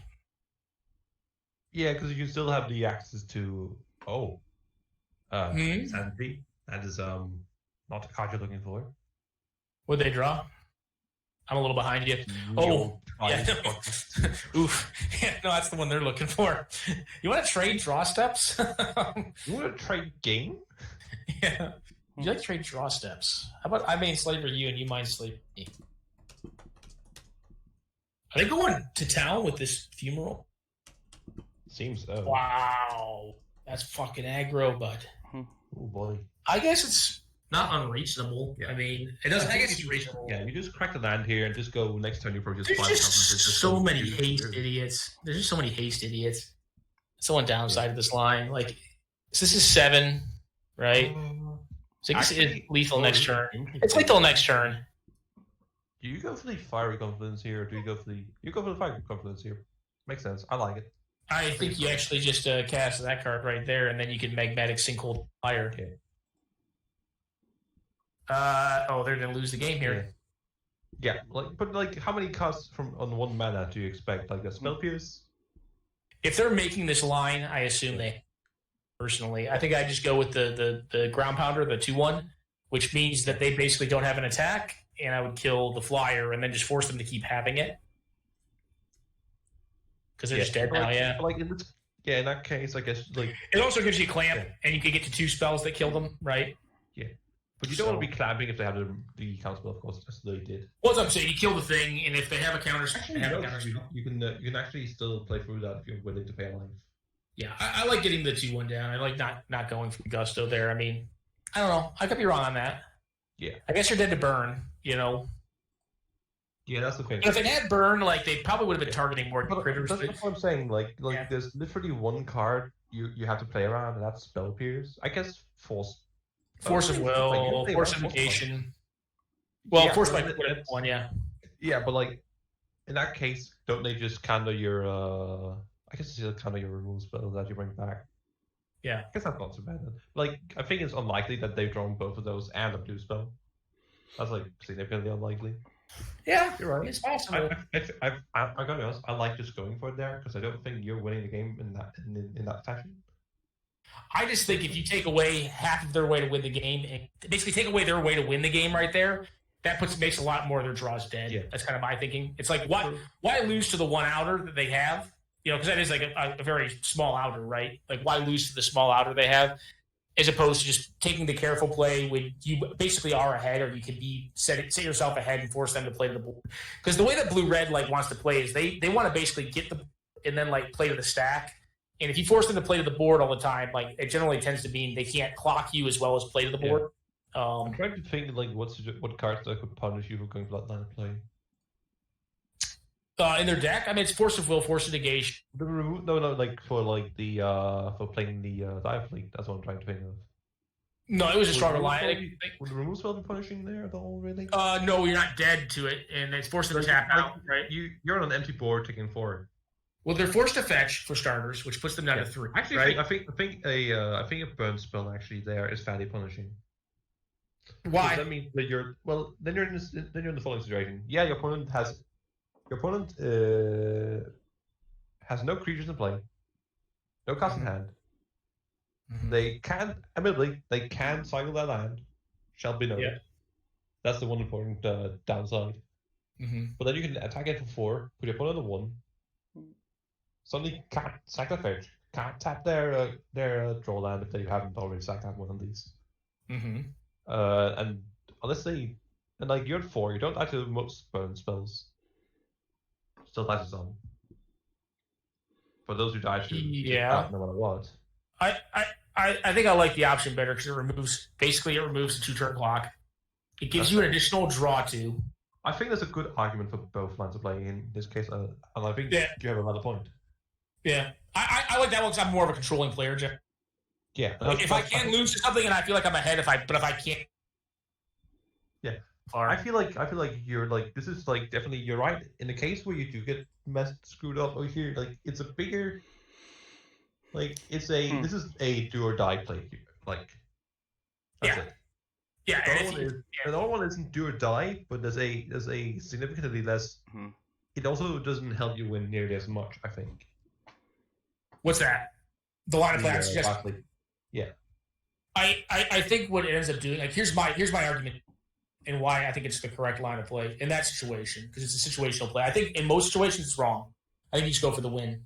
The way that game's played out, like, and how they have used their mana, like, outside of the one turn where they just utterly effed up and like didn't leave up their mental misstep and took 2 for no reason, like, that was a big mistap. I mean, it could have been a fucking next level, like manifested like 3 turns later down the road, right? I doubt it, but it could have been. Like, my argumentation is like, I'm on red deck wins. I have a highly coherent deck that if it's not drawing lands at that point, is probably drawing cards that win me the game for my opponent being in that position, right? I can get down a threat that basically allows me to deal with half their board state, which basically means they need to either draw threat. They can't draw 2 cards at once. So like they have to either draw more damage, which could be a burn spell, but if they draw any given creature, they're not incentivized to play it because they can't attack at that point or block. And if I draw any removal spell, it's gone. And if they draw a counter spell, they're basically stuck just trying to attack with I have 2 power left on board, right? So they only have one optimal line of draw. They only have one optimal draw, which is a removal spell that is cheap enough that they can also activate their land at the same time, which is basically 1 mana removal at that point, right? So the reason I like going for that line is because it gives me a threat that, one, I can also just block with if I need to. If they attack me and I think they have burn, I might just block them. Maybe. Depends on the board state. Depends how much they tap out. And it also allows me on the following turn to get in for 2, put them down to 2, and then have clamp equity to basically see 3 additional cards and not be at risk of losing the game the turn prior. So basically, I'm thinking that like their 1 draw step is probably going to be worse than the 3 possible additional cards that I'm going to see. Right? That's kind of my thinking. I just think it's a higher equity play in that situation where like you could just be straight up dead. Like if they just have that 1 card, you're just done. So I don't know. Yeah. Or the 3 cards they could have there. So yeah. I don't know. It's a close line. Like I don't think it's a tough line. But I do think I would not go for the Confluence. I'm curious how the game ended up in a draw. I'm guessing it's a card called Price of Progress, I imagine. It would be my guess too. Someone Price of Progress, someone died at the same time. Yeah, probably in a desperate move. Actually, yeah, I would love to hear it. Do we have Zannty or WolfgangCloud? We don't have either. Awesome, great, fantastic. Or Flame Rift's another one that can draw a game pretty easily. I've seen that happen a bit. I would be surprised if either was running this card, but I have had to see it happen with Ash Cloud Phoenix. That was a thing that happened in that same. That one, yeah. But it's not some card that many people play.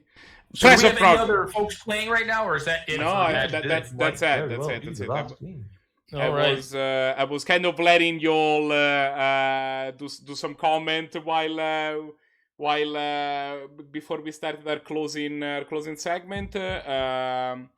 As I want to congratulate MagikMike for his first win in the event.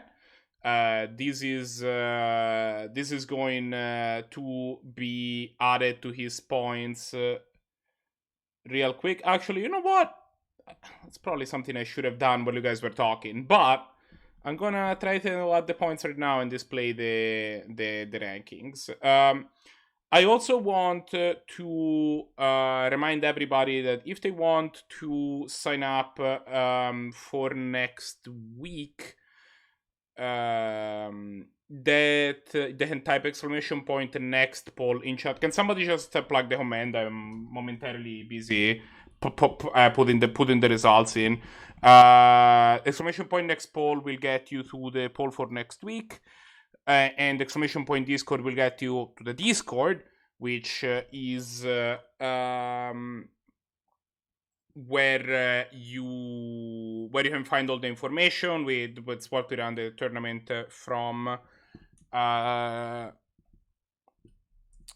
What do we have? Also, if you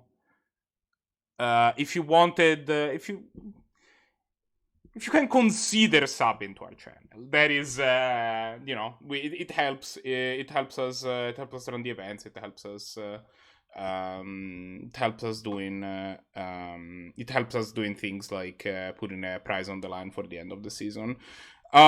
We have tournaments every Saturday and Sunday. Well, the Sunday thing is gonna be a little in flux. We're gonna see exactly how that's gonna work out. Outside of that, okay, let me punch these results in. We have Arakasi, Evios, and Zannty at 3-1. At 2-1, sorry. Evios.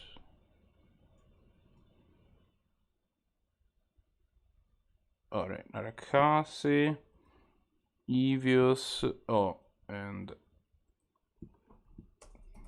Zannty, who I had not even written down for reasons, I suppose, that went to 1. And then we had Blahguy, Wolfgang, and Loring at 1-2 today.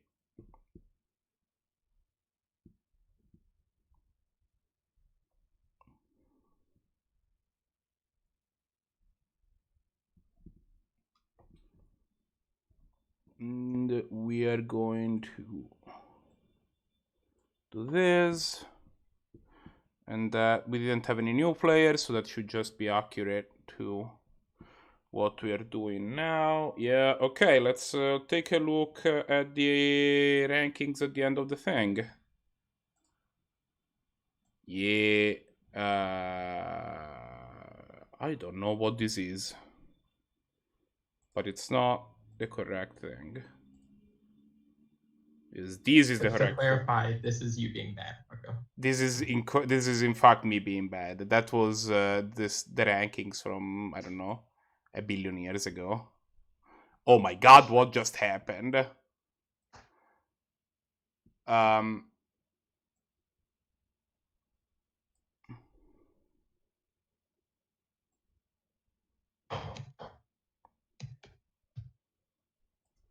There you go. So these are the standings right now,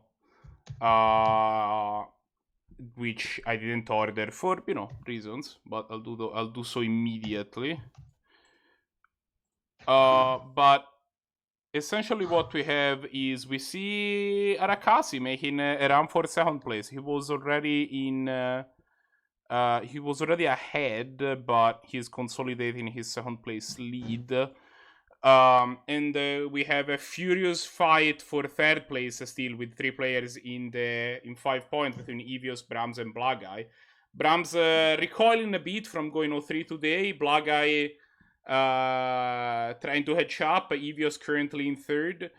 And at this point, it's kind of between these players. I don't think Einstein can catch up, especially considering he has skipped the last few weeks. We only have 2 weeks to go, and we're still going strong. Arakasi has, he still has. If he like wins back-to-back events, and probably he might even be able to hijack to WolfgangCloud after this event. But we'll see how that goes. With that said, let me take care of a couple of things, and then we can go raid Surge, because Surge is awesome. If you don't think that Surge is awesome, you should go watch him, and then you will also think that he's awesome, because Surge is awesome. I should do a thing before we do that, but outside of that,